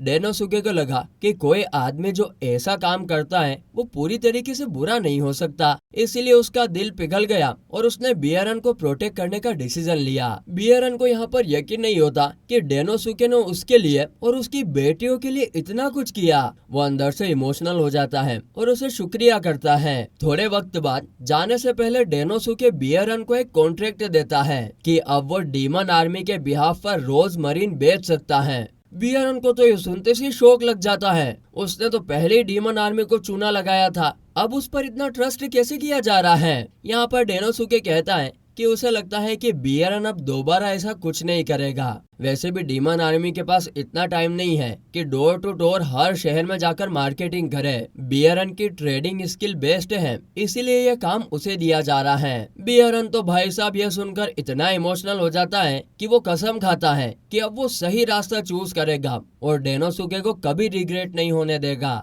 डील यहाँ पर फाइनलाइज हो जाती है और जाने से पहले बियरन डेनोसुके को एक और इम्पोर्टेंट बात बताता है। उसने सुना है कि डीमन आर्मी की टेरिटरी में एक डेंजरस गिल्ड फिर से एक्टिव हो रहा है। यहाँ पर सीन शिफ्ट होता है और डीमन लॉर्ड सबको बुलाता है और उन्हें एक सीरियस इशू असाइन करता है। देश में खाने का दाम इतना बढ़ गया है कि आम लोग उसे अफोर्ड ही नहीं कर पा रहे हैं। वो डेनोसुके से कहता है कि जल्दी से इस प्रॉब्लम का सॉल्यूशन निकाले। डेनोसुके खुशी से ये जिम्मेदारी लेता है और सोचना शुरू करता है। उसे लगता है कि फूड का दाम बढ़ने का रीजन है कि गिल्ड के पास सप्लाई का कंट्रोल है, पर उसे समझ नहीं आता कि गिल्ड ऐसा कर क्यों रही है। उल्मांड्रा यहाँ पर कहती है कि ये सब गिल्ड की ग्रीड की वजह से हो रहा है और वो तो उन गिल्ड ऑफिशियल को थोड़ा सबक सिखाना चाहती थी। लेकिन डेनोसुके यहाँ पर मानता है कि सिर्फ डांट देने से प्रॉब्लम सोल्व नहीं होगी। खैर यहाँ पर फिर डीमन लॉर्ड डेनोसुके को डिसमिस कर देता है ताकि वो काम शुरू करे और वो यहाँ पर उल्मांड्रा को एक अलग मिशन के लिए नॉर्थ भेज देता है। हाँ दोस्तों, एक्चुअली उल्मांड्रा हमारे इधर आई है, हमारे खेत में वो थोड़ा बोरिया वोरिया उठाने का काम कर रही है अभी। इधर डेनोसुके अभी भी ये समझने की कोशिश कर रहा है कि गिल्ड इतनी प्राइस क्यों बढ़ा रही है। उसे गिल्ड मास्टर से मिलना पड़ेगा। कुछ दिन बाद डेनोसुके मीटिंग के लिए तैयार होता है। वहाँ पर जाते वक्त उसे साइलिड मिलती है जो कि एकदम अलग कपड़ों में होती है। जब डेनोसुके पूछता है, साइलिड कहती है कि जब तक वो इस आउटफिट में है उसे बेलिंडा कहना पड़ेगा। उसका प्लान होता है कि एक एल्फ उसके साथ हो तो गिल्ड पर इसका इम्प्रेशन पड़ेगा, क्योंकि अभी गिल्ड में ज्यादातर ऑफिसर एक एल्फ क्लेन के हैं। डेनोसुके उसका शुक्रिया करता है और कहता है कि बढ़िया है, उसे कोई प्रॉब्लम नहीं होगी क्योंकि वो डीमन आर्मी का रिप्रेजेंटेटिव है। पर जैसे ही वो लोग गिल्ड पहुंचते हैं, बिल्कुल बेलिंडा के गेस्ट की तरह उन्हें सीरियस नहीं लिया जाता है। उन्हें 4 घंटे तक वेट करवाया जाता है और जब फाइनली गिल्ड मास्टर वाइपर आता है तो वो कैजुअली यहाँ पर कह देता है, अरे वो तो बिल्कुल भूल ही गया था। लेकिन डेनोसुके इस बात को इग्नोर कर देता है। पर बेलिंडा यहाँ पर गुस्सा हो जाती है, कूतरिया कहीं का। लेकिन तभी हमें यहाँ पर पता चलता है कि वाइपर और बेलिंडा एक्चुअली भाई बहन हैं, लेकिन वो दोनों सालों से नहीं मिले हैं क्योंकि बेलिंडा अपने घर से भाग गई थी। बेलिंडा भी चाहती थी कि वो वाइपर का चेहरा कभी नहीं देखे, लेकिन अब वो डेनोसुके का काम समझती है। डेनोसुके यहाँ पर शौक होता है ये सुनकर कि बेलिंडा और वाइपर एक दूसरे के रिलेशन में है। खैर यहाँ पर डेनोसुके वाइपर से ग्रेन खरीदना चाहता है, लेकिन वाइपर प्रिटेंड करता है जैसे उसे कुछ पता ही नहीं है। फिर भी वो कहता है कि अच्छा, अगर डेनोसुके ग्रेन चाहता है तो उसे घुटने टेक कर भीख मांगनी पड़ेगी। डेनोसुके तो एक पुराना सैलरीमैन होने के नाते बिना हेजिटेशन के घुटनों पर गिरकर उसे फूड मांगने लगता है। वाइपर ये देखकर एकदम सरप्राइज हो जाता है, पर फिर वो कहता है कि अच्छा चलो वो फूड दे देगा, लेकिन एक बैग का दाम 50,000 गोल्ड कॉइन है जो कि काफी ज्यादा होते हैं। वाइपर कहता है कि अगर इस प्राइस में लेना हो तो लो, वरना भूल जाओ। और जाते वक्त डेनोसुके को वो कहता है कि अपनी प्राइड को संभाल कर रखे, वरना लोग उसका मजाक उड़ाएंगे। डेनोसुके और बेलिंडा गिल्ड से बाहर निकलते हैं। यहाँ पर बेलिंडा तो अभी भी गुस्से में होती है और कहती है कि गिल्ड को जला देना चाहिए, लेकिन डेनोसुके कहता है कि इससे ओवर किलिंग हो जाएगी, छोड़ो ये चीज। बेलिंडा समझ नहीं पाती है कि डेनोसुके कैसे इतना शांत है जबकि उसे इतना इंसल्ट किया गया। पर डेनोसुके कहता है, देखो उसके लिए घुटने टेकना कोई बड़ी बात नहीं है, उसका प्राइड वैसे भी चला गया है तो इतनी टेंशन नहीं लेना। वैसे दोस्तों, असल बात में वही लोग ज्यादा एकदम फ्री तरीके से जी सकते हैं जो ज्यादा प्राइड फाइड के चक्कर में नहीं पड़ते, मस्त रहते हैं अपने आराम से। जो लोग ज्यादा ही प्राइड और ईगो में रहते हैं ना, वही ऐसे रहते हैं। फिर यहाँ पर साइलिड अपनी फैमिली का राज बताती है। वो एक एल्फ मर्चेंट फैमिली में पैदा हुई थी और वो एल्फ और फेरी का क्रॉस है, जबकि वाइपर एक एल्फ लिजार्ड का हाइब्रिड है। उनकी फैमिली में पैसा और फेम का ऑब्सेशन इतना था कि उन्होंने अपने ही लोगों को गुलाम बना दिया। साइलिड ने इसी बिहेवियर से डिस्गस्ट होकर अपनी फैमिली को छोड़ दिया था और अब जब उसे पता चला है कि उसका भाई गिल्ड का हिस्सा है तो वो ये सब बर्दाश्त नहीं करेगी। डेनोसुके यहाँ पर कहता है कि काश साइलिड ने वाइपर से पहले थोड़ा शांत होकर बात की होती, लेकिन अब कोई मतलब नहीं है, डेनोसुके को ही सॉल्यूशन सोचना है। तभी वहाँ पर एक छोटी लड़की निया उसके पास आती है और कहती है कि उसे लॉर्ड पेन फैमिली से बचा लो। डेनोसुके एग्री करता है, मेनली क्योंकि वो लड़की काफी क्यूट होती है। पर पहले वो उसे एक ड्रेस दिलाता है, एक पर्पल कलर वाली ड्रेस। साइलिड यहाँ पर थोड़ा सस्पिशियस हो जाती है और सोचती है कि डेनोसुके को छोटी लड़कियों में ज्यादा इंटरेस्ट क्यों है। डेनोसुके यहाँ पर पूछता है कि क्या निया रेडी है एज अ विसल ब्लोअर काम करने के लिए। निया कहती है हाँ वो रेडी है। डेनोसुके उसे एक रेस्टोरेंट में ले जाता है जहाँ वो बताती है कि उसे उसकी फैमिली से अलग करके गिल्ड में मजबूरी पर लगाया गया। गिल्ड ने लोगों में अफवाह फैलाई कि एक कैलेमिटी आने वाली है, इसीलिए प्राइसेस बढ़ रहे हैं। ये सारे र्यूमर सिर्फ फियर फैलाने के लिए हैं ताकि लोग ज्यादा दाम में भी खरीदने के लिए मजबूर हो जाएं। गिल्ड ने तो काफी ज्यादा स्टॉक भी खरीद रखा है और उसे छुपा दिया है। Officers mostly lord viper family के ही हैं और बाकी सब ब्राइब में है। मर्चेंट गिल्ड जो ओरिजिनली कॉमन गुड के लिए बना था, अब वो ग्रीड का शिकार हो गया है। डेनोसुके इनके अगेंस्ट एक्शन लेना चाहता था, पर उसे सॉलिड प्रूफ चाहिए होता है। साइलिड यहाँ पर सीधा कहती है कि सीधा वाइपर को जाकर पीट देना चाहिए, पर डेनोसुके चाहता है कि फेयर तरीके से काम हो। वाइपर मनी को वेपन बनाता है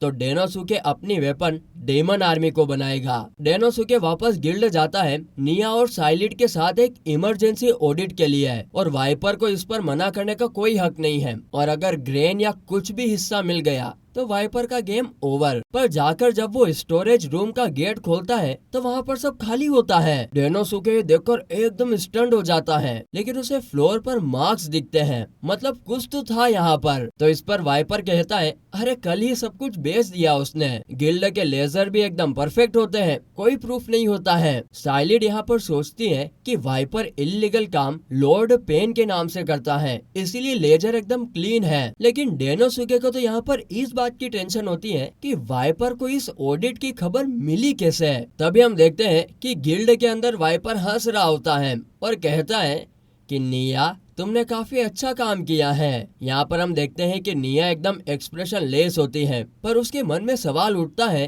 कि अनाज गया कहाँ पर। जब वो इस बारे में पूछती है तो वाइपर थोड़ा सा कोल्ड हो जाता है, पर फिर सिर्फ उसके सर पर हाथ रखकर वो कहता है कि सब अनाज एक कैरेवन में रख दिया गया है। वाइपर यहाँ पर कहता है कि निया के पेरेंट्स अभी सेफ हैं, पर उनका फ्यूचर उसकी परफॉर्मेंस पर डिपेंड करेगा। निया भी लॉर्ड पेन फैमिली से ही है, पर सबसे लोवेस्ट ब्रांच से।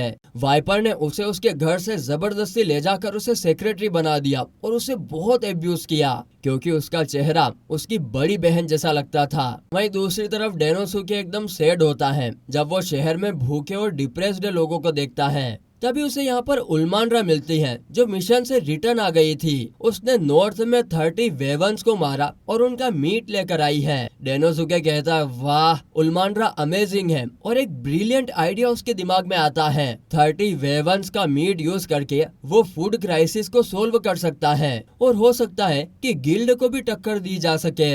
आगे हम देखते हैं कि डेनोसुके ने निया को फिर से अपने ऑफिस बुलाया होता है, क्योंकि गिल्ड का सरप्राइज इंस्पेक्शन का प्लान फेल हो गया था। अब यहाँ पर उसने एक नया प्लान सोचा होता है, ड्रैगन स्ट्राइक। अब यहाँ पर निया को तो वाइपर के लिए अभी भी इंफॉर्मेशन कलेक्ट करनी है, तो वो डेनोसुके से प्लान की डिटेल पूछने लगती है। लेकिन तभी उल्मांड्रा और ओरू रूम में आ जाते हैं बताने के लिए कि उन्होंने स्मोक्ड वेवन का पहला बैच कंप्लीट कर लिया है। डेनोसुके के दिए हुए कुकिंग मेथड के साथ उसका टेस्ट भी बहुत अच्छा निकला है। डेनोसुके यहाँ पर एक्सप्लेन करता है कि उसका प्लान है वेवन मीट पूरे रीजन में डिस्ट्रीब्यूट करने का, जिससे फूड शॉर्टेज सोल्व हो जाए। इस तरीके से उन्हें गिल्ड के अनाज होल्डिंग से छुटकारा मिल जाएगा। निया को यहाँ पर समझ में आता है कि ये प्लान वाइपर के लिए काफी बड़ा प्रॉब्लम बनेगा, तो उसे ज्यादा से ज्यादा इन्फॉर्मेशन कलेक्ट करनी होगी। वो डेनोसुके से यहाँ पर पूछती है कि वो मीट डिस्ट्रीब्यूट कैसे करने वाला है। अब यहाँ पर डेनोसुके बताने वाला था, लेकिन साइलिड उसे रोक लेती है। शायद यहाँ पर साइलिड को शक हो गया था कि निया कुछ छुपा रही है, पर यहाँ पर निया के पास कोई ऑप्शन नहीं होता है, उसे वाइपर को डिसअपॉइंट नहीं करना था। शाम को निया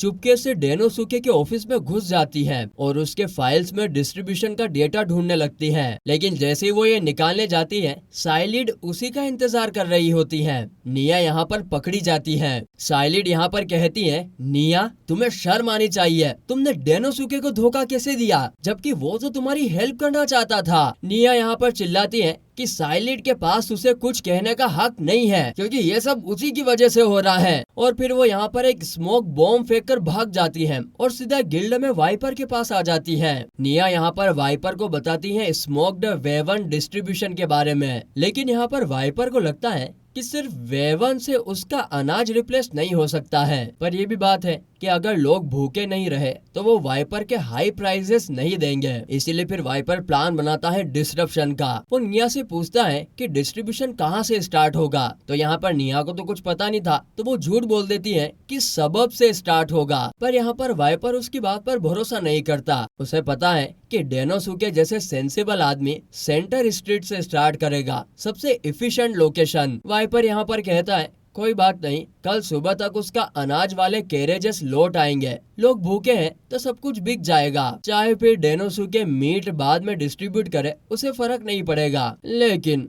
निया ने यहाँ पर झूठ बोला, इसीलिए उसे पनिश किया जाएगा और पनिशमेंट अनबियरेबल खतरनाक होने वाला है। वहीं दूसरी तरफ डीमन लॉर्ड के कैसल में साइली डेनोसुके को कन्विंस करती है कि वो डिस्ट्रीब्यूशन प्लान को रोक दे, क्योंकि निया ने सब कुछ वाइपर को बता दिया होगा। लेकिन डेनोसुके दोस्तों ये सब कुछ ऑलरेडी जानता था। जब निया पहली बार उसे मिली थी, उसके गले पर चोट के निशान थे और जब वो कपड़े लेने गई तो उसने पूरा बॉडी कवर करने वाले कपड़े लिए, जबकि डीमंस तो ज्यादा रिवीलिंग कपड़े पहनते हैं। डेनोसुके को उसी वक्त शौक हो गया कि उसके पूरे शरीर पर चोट होंगे और वो मारपीट को सहन कर रही है। डेनोसुके को तो पहले ही डाउट हो गया था कि निया एक स्पाई है। उसकी आंखों में वो चमक ही नहीं थी। सैलरी मैन के टाइम पर डेनोसुके के 3 दोस्त थे जिनकी रूह कंपनी ने तोड़ दी थी। उनकी आंखें भी सेम निया के जैसी दिखती थी, फिर भी डेनोसुके ने उसे हेल्प किया। उसी टाइम वाइपर अपने सबऑर्डिनेट के साथ मीटिंग में होता है और वो काफी कॉन्फिडेंट होता है कि वो अनाज को सेल आराम से कर देगा, मीट के डिस्ट्रीब्यूशन से पहले ही कर देगा। यहाँ पर उसने निया के लिए भी कुछ प्लान किया होता है जो एकदम डेड इनसाइड लग रही होती है। अगली सुबह जब वाइपर फिर उठता है तो उसका आदमी बताता है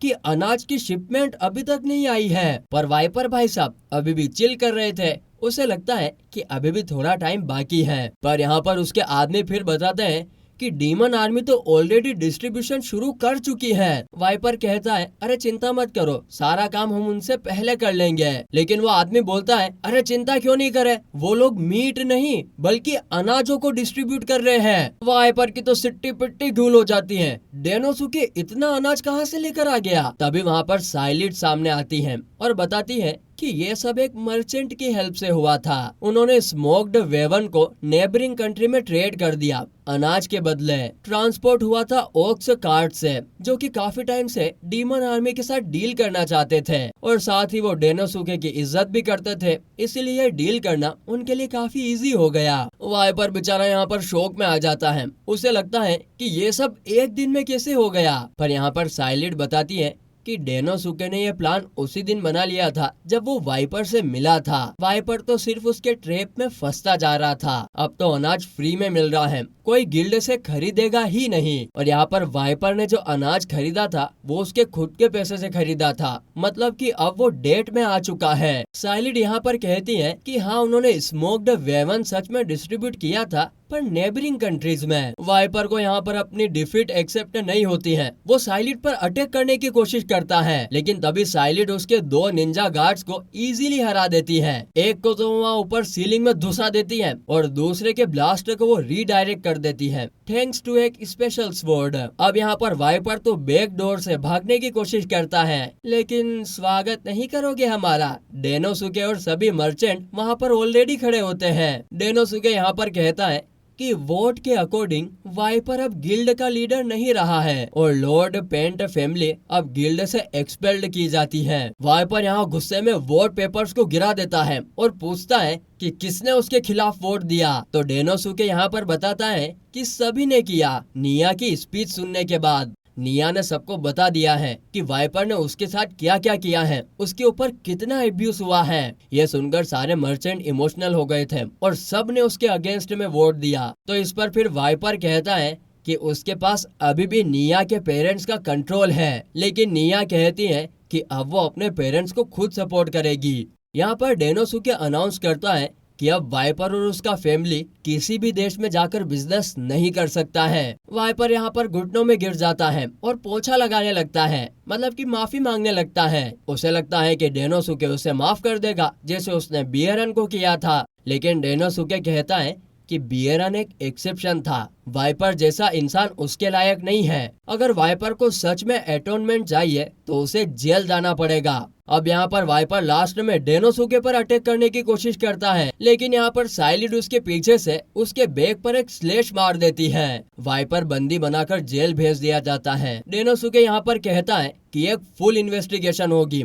और उसे उसके क्राइम का पनिशमेंट मिलेगा। लेकिन तभी यहाँ पर वाइपर हंसते हुए कहता है, पर एक बड़ा कैलेमिटी अभी भी डीमन किंगडम के ऊपर आने वाला है। साइलिड उसके सर पर मार के उसे चुप करवा देती है और उसे खींच के यहाँ पर ले जाया जाता है। निया फिर डेनोसुके से मिलती है और माफी मांगती है। वो कहती है कि उसने डेनोसुके का ट्रस्ट तोड़ दिया। डेनोसुके उसे पनिशमेंट देने के लिए कहता है और उसे उसके ऑफिस आने को बोलता है, पर उसको सरप्राइज तो तब मिलता है जब डेनोसुके उसे अपनी सेक्रेटरी बनने का ऑफर देता है। ये एक्चुअली एक डील थी जो डेनोसुके ने निया के फादर के साथ की थी। दरअसल वाइपर ने निया के फादर को अनाज कैरेजेस हैंडल करने को दिया था, ये सोचकर कि वो तो उनके कंट्रोल में है, लेकिन उन्होंने एक कैरेज तोड़ दिया था जिस वजह से अनाज की डिलीवरी लेट हो गई। अब यहाँ पर डेनोसुके गिल्ड को रिफॉर्म करने जा रहा था और उसे टैलेंटेड लोग चाहिए थे और निया भी उसका हिस्सा बन जाती है। सब कुछ एकदम अच्छा चल रहा होता है,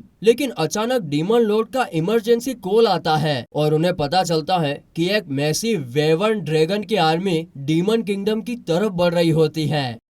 डीमन लॉर्ड ने यहाँ पर एक स्टेट ऑफ इमरजेंसी डिक्लेयर कर दिया होता है क्योंकि एक कैलेमिटी लगातार उनकी तरफ आ रही होती है। इसलिए डेनोसुके और उल्मांडा को वहाँ भेजा गया है हेल्प करने के लिए। डेनोसुके यहाँ पर उल्मांडा से पूछता है कि ये कौन सी कैलेमिटी की बात हो रही है, तो उल्मांडा उसे याद दिलाती है कि उसने रिसेंटली नॉर्थ में वेवन्स को स्ले करने का मिशन कंप्लीट किया था, लेकिन उसके बाद भी वेवन की पॉपुलेशन अनकंट्रोलेबली बढ़ती जा रही है। अब वो लोग अपनी नॉर्मल टेरिटरी से निकलकर अर्बन एरियाज में घुस रहे हैं। यह इन्वेजन इतना मैसिव है कि इसे ऑफिशियली कैलेमिटी डिक्लेयर किया गया है। ये उल्मांडा का पहला कैलेमिटी है, लेकिन हिस्ट्री में हर कैलेमिटी के बाद कोई ना कोई कंट्री तो तबाह हो जाती है। इसलिए डीमन लॉर्ड ने चारों को अलग अलग स्पेशल ऑर्डर दिए थे। साइलिड को पैरामीटर मॉनिटर करने के लिए भेजा गया है और काउंटर मेजर सोचने के लिए, जबकि डेनोसुके गेगेनोमे और उल्मांड्रा फ्रंट लाइन पर भेजे गए हैं। उल्मांड्रा यहाँ पर डेनोसुके से कहती है कि तुम तो कॉम्बैट में काफी वीक हो, क्या फिर भी तुम तैयार हो? डेनोसुके कहता है,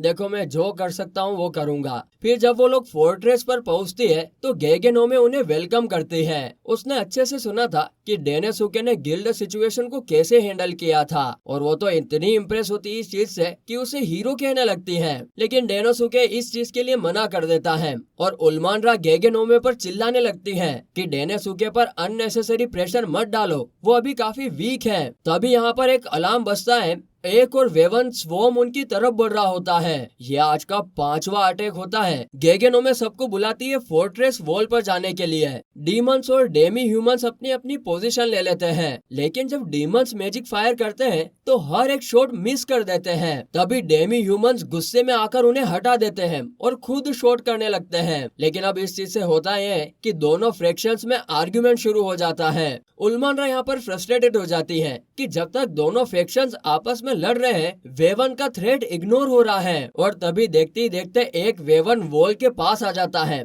उल्मांड्रा उसी वक्त फायर बॉल से उसे उड़ा देती है और तभी जब एक और वेवन डेनोसुके पर अटैक करता है तो गेगेनोमे उसका सर काट देती है। फिर यहाँ पर गेगेनोमे डेमी ह्यूमंस को कहती है कि क्लोज कॉम्बैट को अवॉइड करें और सिर्फ आंखों का टारगेट लें, और वहीं पर उल्मांड्रा डीमंस को कहती है कि क्लोज कॉम्बैट में वेवन्स को ल्यूर करें। अब यहाँ पर नई फॉर्मेशन काम करते हैं और वेवन स्वॉर्म को डिफीट कर दिया जाता है। लेकिन यहाँ पर मोरल काफी लो है। ओरू और निया इंजर्ड लोगों का इलाज कर रहे थे, जबकि उल्मांड्रा और डीमंस कुछ रेस्ट ले रहे होते हैं। और यहाँ पर डेमी ह्यूमंस विजिबली और ज्यादा गुस्से में लग रहे होते हैं। यहाँ पर डेनोसुके वॉल पर गेगेनोमे से मिलता है। वो खाना ऑफर करता है, लेकिन गेगेनोमे कहती है कि डेमी ह्यूमंस को इतना खाना नहीं चाहिए। लेकिन फिर बाद में वो डेनोसुके को ताना भी देती है कि तुम बैटलफील्ड पर बिल्कुल यूजलेस हो। तो इस पर डेनोसुके कहता है कि मैं नॉन कॉम्बेटेंट हूँ। तो इस पर गेगेनोमे कहती है कि अगर तुम्हें लड़ना नहीं आता तो फिर किसी और काम में यूजफुल बन जाओ। तो डेनोसुके फिर उसको एनालिसिस देता है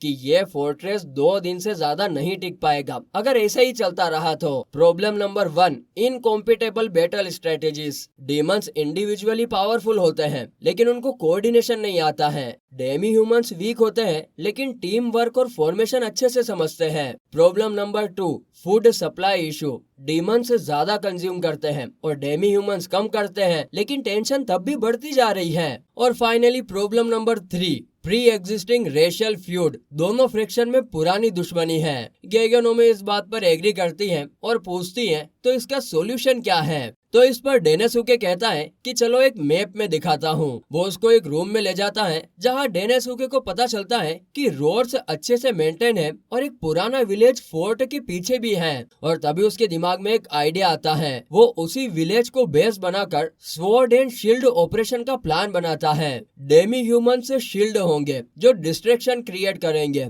और डीमंस स्वॉर्ड बनकर सडन अटैक करेंगे फ्रॉम द विलेज। अगली मॉर्निंग गेगेनोमे और उल्मानरा सबको बुलाते हैं और डेनोसुके को इंट्रोड्यूस करते हैं एज अ हीरो डेनोसुके उचिमुरा। यहाँ पर हम देखते हैं कि पूरा आर्मी चीयर करने लगता है। डेनोसुके पहले तो मना करता है लीडरशिप लेने से, लेकिन उसे मनाया जाता है क्योंकि वो ही एक ऐसा बंदा है जिसे दोनों साइड से रिस्पेक्ट मिलती है। डेनोसुके यहाँ पर स्पीच देता है कि मैं जानता हूँ कि दुश्मनी पुरानी है, लेकिन अब वक्त आ चुका है इस नेशन को बचाने का। अगर आप सभी लोग मेरे साथ कोऑपरेट करते हो तो मैं गारंटी करता हूँ कि हम बिना एक दूसरे के रास्ते में आए इफिशिएंटली लड़ पाएंगे। आगे फिर हम देखते हैं कि ऑपरेशन स्वॉर्ड एंड शील्ड के अंडर डेमी ह्यूमंस वेवन का अटेंशन ग्रैब करते हैं और डीमन हिडन विलेज से रश करके उन्हें खत्म कर देते हैं। Flawless victory, zero casualties. Later Ulmanra lake के पास अपना ब्लड वॉश करने जाती हैं, लेकिन जब वो सुनती है कि डेनेसुके और गेगेनोमे प्राइवेट मीटिंग कर रहे हैं तो वो जेलस फील हो जाती है, लेकिन और वो उसे चिल करने को कहती है। वहीं उधर मीटिंग में डेनेसुके नेक्स्ट प्लान शेयर कर रहा होता है सप्लाई रीडिस्ट्रीब्यूशन का। अभी तक तीनों सिटाडेल्स को इक्वल सप्लाई जारी है, लेकिन ये वाली सिटाडेल कॉम्बैट में सबसे ज्यादा इन्वॉल्व्ड है और इसीलिए अब से सारा सप्लाई पहले एक सेफ हाउस में जाएगा और वहां से डिस्ट्रीब्यूट होगा बेस्ड ऑन एक्चुअल नीड्स। इससे फूड की शॉर्टेज और फ्रिक्शन दोनों रिड्यूस हो जाएगा। गेगेनोमे यह सुनकर वापस से इम्प्रेस हो जाती है और कहती है वाह तुम तो सच में हीरो हो। डेनोसुके कहता है प्लीज ऐसा मत बोलो। तभी यहाँ पर उल्मानरा आती है। थोड़ी इरिटेटेड थी लेकिन बाद में वो मान जाती हैं। उल्मानरा बोलती है मैं डीमन लॉर्ड के कैसल जा रही हूँ रिपोर्ट देने के लिए कि डेनेसुके की वजह से ही ये फोर्ट्रेस बचा है और उसकी स्पीच ने मुझे इंस्पायर कर दिया। अब मैं गेगेनोमे के साथ एडजस्ट करने की पूरी कोशिश करूंगी। यहाँ पर सब कुछ ठीक लग रहा होता है, लेकिन डेनोसुके जानता था कि अभी भी एक बड़ी प्रॉब्लम पेंडिंग है। वो सोचता है कि क्यों सारे वेवंस इसी फोर्ट पर अटैक कर रहे हैं। उसके दिमाग में यह सवाल बार बार घूम रहा होता है। आगे फिर कुछ घंटों बाद ओरू और निया भागते हुए आते हैं। वो बताते हैं कि दूसरे दो स्ट्रॉन्ग होल्ड्स पे भी वेवन का अटैक हुआ है। वहाँ पर सोल्जर्स ऑलरेडी भेज दिए गए हैं, लेकिन मेन पावर की कमी है और उल्मानरा वहाँ पर अकेली लड़ाई कर रही है। डेनोसुके यह सुनकर तुरंत भागता है उसको देखने के लिए। उसे उल्मानरा बैटल में दिखती है और वो फाइनल वेवन को हराने के लिए अपना ट्रू पावर यूज करती है, लेकिन पावर का टोल इतना होता है कि वो वहीं पर बेहोश हो जाती है। आगे फिर कैसल में उल्मानरा का ट्रीटमेंट हो रहा था और जैसे ही डेनेसुके को पता चलता है वो तुरंत उसे चेक करने के लिए निकल पड़ता है। निया ने उल्मानरा के जख्मों को काफी हद तक ठीक कर दिया होता है, लेकिन अपना काफी सारा माना यूज करके वो भी बेहोश हो जाती है। यहाँ पर खैर डेनोसुके को सुकून मिलता है कि उल्मानरा ठीक हो जाएगी, लेकिन किसी को नहीं पता कि अगला वेवन अटैक यहाँ पर कब होगा। इसीलिए डेनोसुके तुरंत काम पर लग जाता है ताकि और लोग अब ना मरे। साइलिट से मिली जानकारी के मुताबिक अभी वेवन एक लेक के पास रुक गए हैं अपने लास्ट अटैक के बाद। Rabbit air village, Papon town और ओरू का होम टाउन, तीनों जगह वेवन ने तबाही मचाई हुई है। ओरू के विलेज के डिफेंडर्स मुश्किल से बच पा रहे थे और उसके कई करीबी दोस्तों को चोट लग रही थी। डेनोसुके ये समझ जाता है कि ओरू को अपने दोस्तों की चिंता हो रही होगी, इसीलिए वो उसे अपने घर जाने की परमिशन दे देता है। क्योंकि वेवंस ने अभी अभी वहाँ पर अटैक किया है तो अभी तुरंत उनका फिर से अटैक करने का चांस कम है। लेकिन फिर भी डेनोसुके उसके साथ कुछ गार्ड्स को भेजने का तो डिसाइड करता है। ओरू यहाँ पर डेनोसुके की इस सोच के लिए उसका शुक्रिया अदा करती है, लेकिन वो पूछती है कि अगर वो चली गई तो वेवन की इन्वेस्टिगेशन का कौन ध्यान रखेगा। डेनोसुके कहता है कि वो अकेला मैनेज कर लेगा, लेकिन यहाँ पर बात इतनी सिंपल नहीं होती है। अगर उसे वेवन का अटैक पैटर्न समझ में आ जाता तो फाइट करना आसान हो जाता, लेकिन फिलहाल तो उसके पास काफी सारा डेटा है और टाइम काफी कम। सभी लोग अपनी अपनी लड़ाई में बिजी हैं, इसीलिए उसे सब कुछ अकेले ही करना पड़ेगा। लेकिन यहाँ पर एक और दिक्कत ये भी थी कि पिछले कुछ दिनों से उसने ठीक से नींद भी नहीं ली थी, इसीलिए वो थकावट महसूस कर रहा होता है। उसे अच्छे से पता था कि उसे थोड़ा रेस्ट लेना चाहिए, लेकिन अभी सिचुएशन ऐसी थी कि ब्रेक लेना अफोर्ड नहीं कर सकता था। वो यहाँ पर एक प्लान बनाने की कोशिश करता है जैसे उसकी जिंदगी उस पर डिपेंड कर रही हो, लेकिन तभी अचानक से वो बेहोश हो जाता है और तभी एक डीमन लॉर्ड उसके सामने आ जाता है। डेनोसुके शॉक होता है और पूछता है कि डीमन लॉर्ड यहाँ पर क्या कर रहा है। यहाँ पर डीमन लॉर्ड उसकी ऐसी हालत देखकर उसे डांटता है और कहता है कि उसे तुरंत सो जाना चाहिए। डेनोसुके आर्ग्यू करता है कि क्राइसिस के टाइम पर वो कैसे सो सकता है, लेकिन डीमन लॉर्ड यहाँ पर उसे इंटरप्ट करके कहता है कि अगर वो नींद में नहीं है तो वो एक अच्छा प्लान नहीं बना पाएगा। यहाँ पर सोल्जर्स अपनी जान खतरे में डालकर उसका प्लान फॉलो करेंगे, इसीलिए वो ऐसे पैनिक में प्लान नहीं बना सकता। डेनोसुके मानता है कि हाँ, डीमन लॉर्ड सही कह रहा है, अगर उसने गलत प्लान बना दिया तो काफी लोग मर सकते हैं, इसीलिए वो मान जाता है और डीमन लॉर्ड उसे सुला देता है। यहाँ पर डेनोसुके तो सोच रहा था कि शायद ये हेल्यूसिनेशन था, लेकिन सच में डीमन लॉर्ड उसे सुलाने आया था। खैर अगली सुबह जब डेनोसुके उठता है तो वो काफी फ्रेश महसूस करता है। वो तुरंत तैयार होता है और एक नया प्लान बनाता है। कई घंटों के काम के बाद उसके पास एक प्लान होता है और इसीलिए वो उसी वक्त फोर्ट्रेस में गेगेनोमे से मिलने जाता है। यहाँ पर गेगेनोमे ने अंदाजा लगा लिया था कि डेनोसुके ने प्लान बना लिया है। डेनोसुके सोल्जर्स को एड्रेस करता है और उन्हें बताता है कि उसने वेवंस के अगेंस्ट फाइट बैटल का प्लान तैयार कर लिया है। वेवंस स्पेशली उन जगहों पर अटैक कर रहे हैं जहां ज्यादा फीमेल सोल्जर्स हैं और स्पेशली वो जो हाई मैजिक पावर वाली हो। जब इस फोर्ट्रेस से फीमेल सोल्जर्स को ट्रांसफर कर दिया गया तब दूसरे फोर्ट में फीमेल सोल्जर का रेशो बढ़ गया और इसकी वजह से वेवंस ने वहां पर अटैक किया। गेगेनोमे भी कहती है कि हाँ, ये बात तो लॉजिकल लगती है क्योंकि कुछ मैजिकल बीस्ट वाकई में वुमेन को टारगेट करते हैं न्यूट्रिशन के लिए। डेनोसुके कहता है कि उन्हीं फीमेल सोल्जर को बेट के तौर पर यूज करेंगे ताकि वेवंस अट्रैक्ट हो जाए और उसी वक्त उन्हें घेर कर पूरा आर्मी उनका सफाया कर देगी। प्लान यहाँ पर रिस्की था, इसलिए कई फीमेल सोल्जर्स अनईजी महसूस करते हैं और मेल सोल्जर्स भी यहाँ पर टेंशन में होते हैं क्योंकि अगर ये बैटल हार गए तो फोर्ट्रेस खत्म हो जाएगा। उल्मांड्रा भी अभी इंजर्ड थी तो मोरल काफी लो होता है, लेकिन तभी डेनोसुके सबको मोटिवेट करता है। वो कहता है कि वो हीरो नहीं है, उसकी कॉम्बैट पावर भी वीक है और वो तो इस दुनिया से भी नहीं है, लेकिन फिर भी वो अपनी टेरिटरी को बचाने के लिए सब कुछ करेगा। डीमन आर्मी में सब अलग अलग ट्राइब्स और रेसेस हैं, स्ट्रॉन्ग भी है, वीक भी है, लेकिन अगर किसी को लगता है कि कोई हीरो आएगा तो वो गलत है। सबको मिलकर अपने लोगों को और अपनी जगह को प्रोटेक्ट करना होगा। वो बहुत सारी स्पीच देकर सोल्जर को मोटिवेट कर देता है। गेगेनोमे भी उसकी स्पीच के बाद उसे हक करती है ताकि उसका स्ट्रेस कम हो जाए। गेगेनोमे कहती है कि जब भी प्रेशर ज्यादा हो तो वो अपने दोस्तों पर भरोसा कर सकता है। आगे फिर हम देखते हैं कि जल्दी ही वेवंस फोर्ट्रेस के पास आ जाते हैं। जैसा कि प्लान था, सब फीमेल डीमंस एक जगह पर इकट्ठा होती हैं और डेमी ह्यूमंस कवर फायर देते हैं। यहाँ पर मेल डीमन सराउंडिंग में रेडी रहते हैं ताकि वेवंस को मार सके। यहाँ पर प्लान काफी हद तक काम करता हुआ भी दिख रहा था, लेकिन डेनोसुके यहाँ पर अनश्योर होता है कि सब इतनी बड़ी वेवन आर्मी को संभाल भी पाएंगे कि नहीं। तभी हम देखते हैं कि निया भी यहाँ पर ग्राउंड सपोर्ट देने आ जाती है। साथ में डेनोसुके भी अपनी मैजिक डिवाइस से फायरबॉल छोड़ के मदद करता है और हम देखते हैं कि सबकी कंबाइंड एफर्ट से फाइनली सब वेवंस मारे जाते हैं। लेकिन भाई साहब, अचानक से आसमान बदल जाता है और एक ह्यूज वेवन फोर्ट्रेस पर अटैक करने लगता है। डेनोसुके एकदम पैनिक में आ जाता है क्योंकि इस बारे में तो उसने सोचा ही नहीं था। तभी यहाँ पर उल्मांड्रा अचानक से आती है और डेनोसुके की जान बचा लेती है। वो कहती है कि अभी उसका माना थोड़ा डिप्लीटेड है, लेकिन वो जितना हो सकेगा फाइट करेगी। वो कंडेंस मैजिक का एक पावरफुल अटैक छोड़ती है और वेवन का एक हाथ उड़ा देती है। तभी यहाँ पर गेगेनोमे और साइलिड भी आ जाते हैं। तीनों जनरल अपने पावर्स को कंबाइन करके वेवन का सर उड़ा देते हैं। बैटल यहाँ पर जीत ली गई होती है, लेकिन उल्मांड्रा माना ओवर यूज करके बेहोश हो जाती है।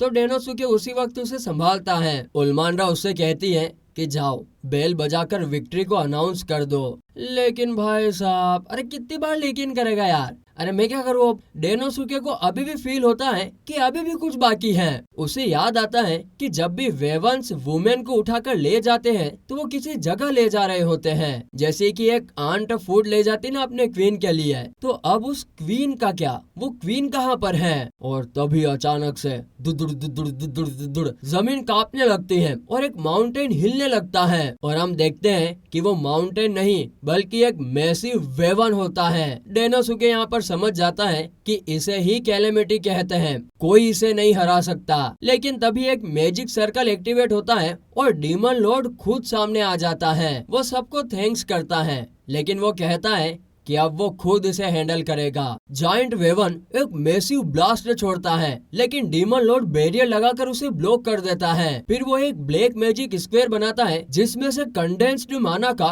एक बड़ा स्फेयर गिरता है, लेकिन यहाँ पर वेवन खुद को बचा लेता है। तो डीमन लॉर्ड फिर से स्पेल कास्ट करता है और इस बार 1000 गुना ज्यादा स्पेयर के साथ। इसका प्रेशर तो भाई साहब इतना होता है कि वेवन धरती में धंस जाता है और उसका बॉडी डिसअपियर हो जाता है।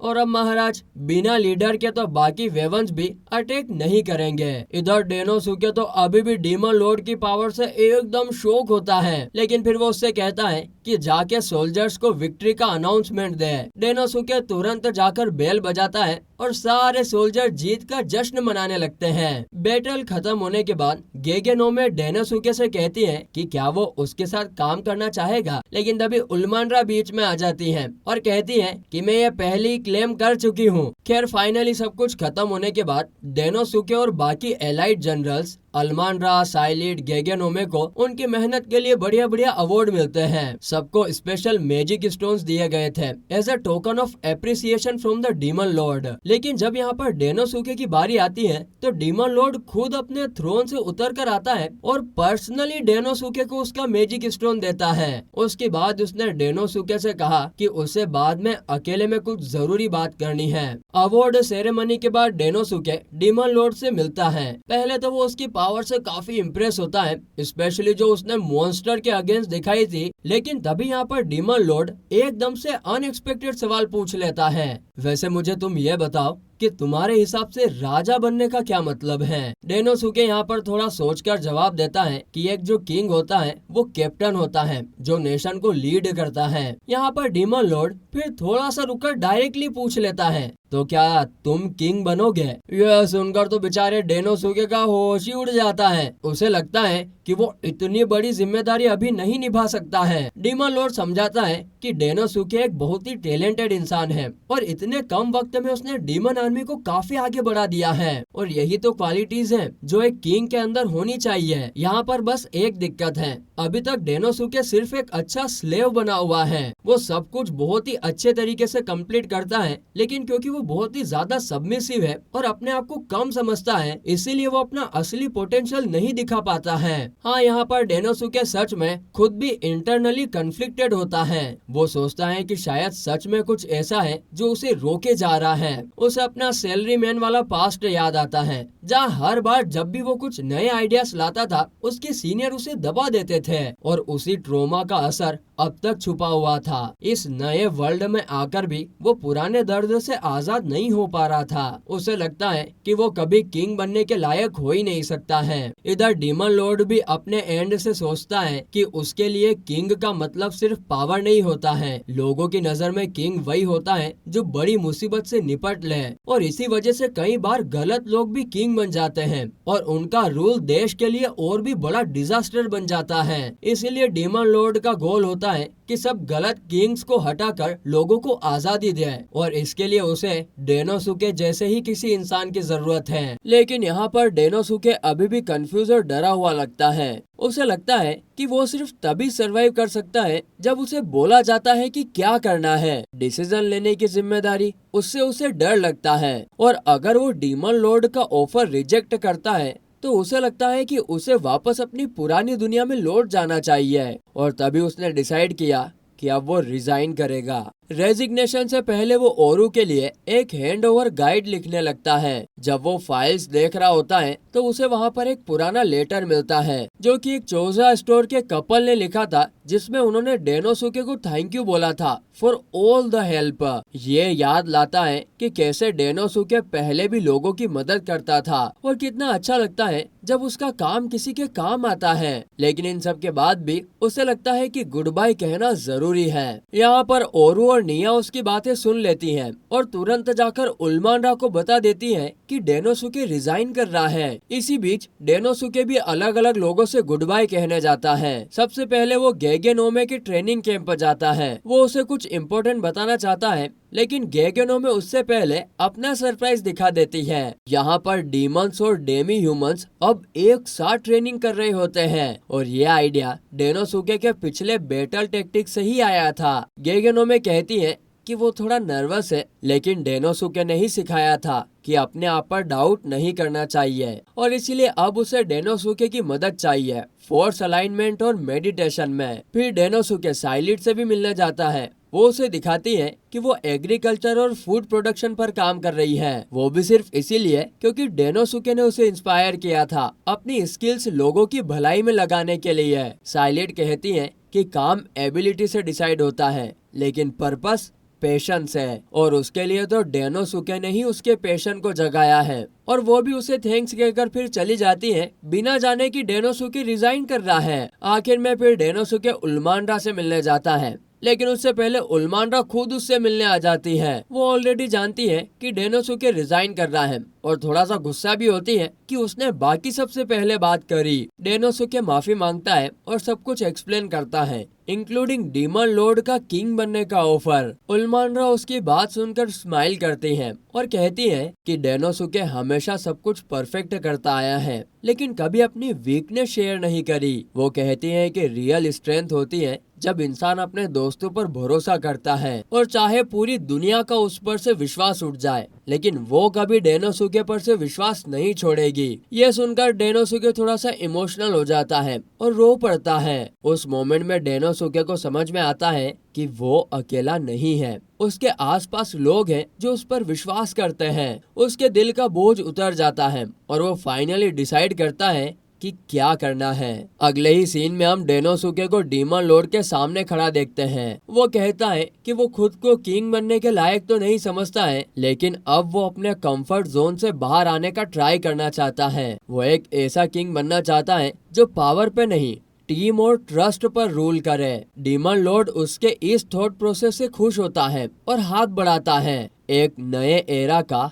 आगाज होता है। बाद में डेनोसुके अपने नए किंग के काम में बिजी रहता है। तभी उल्मानरा उसके ऑफिस में आती है वाइन बोतल लेके सेलिब्रेट करने के लिए। वो अपना कप निकालती है, उसी कपल कप के सेट में से जो डेनोसुके ने खरीदा था। लेकिन जब वो पूछती है कि डेनोसुके का कप कहाँ पर है, तब वो कहता है कि मैंने वो डीमन लॉर्ड को दे दिया। अब दोस्तों, हमारे डेनोसुके भाई साहब का एज अ डीमन लॉर्ड वाला एरा कैसा रहेगा और क्या वो खुद पर डाउट करना छोड़ पाएंगे या नहीं पाएंगे, वो तो हमें अगले सीजन में ही पता चलेगा, क्योंकि ये वाला सीजन तो यहीं पर खत्म होता है।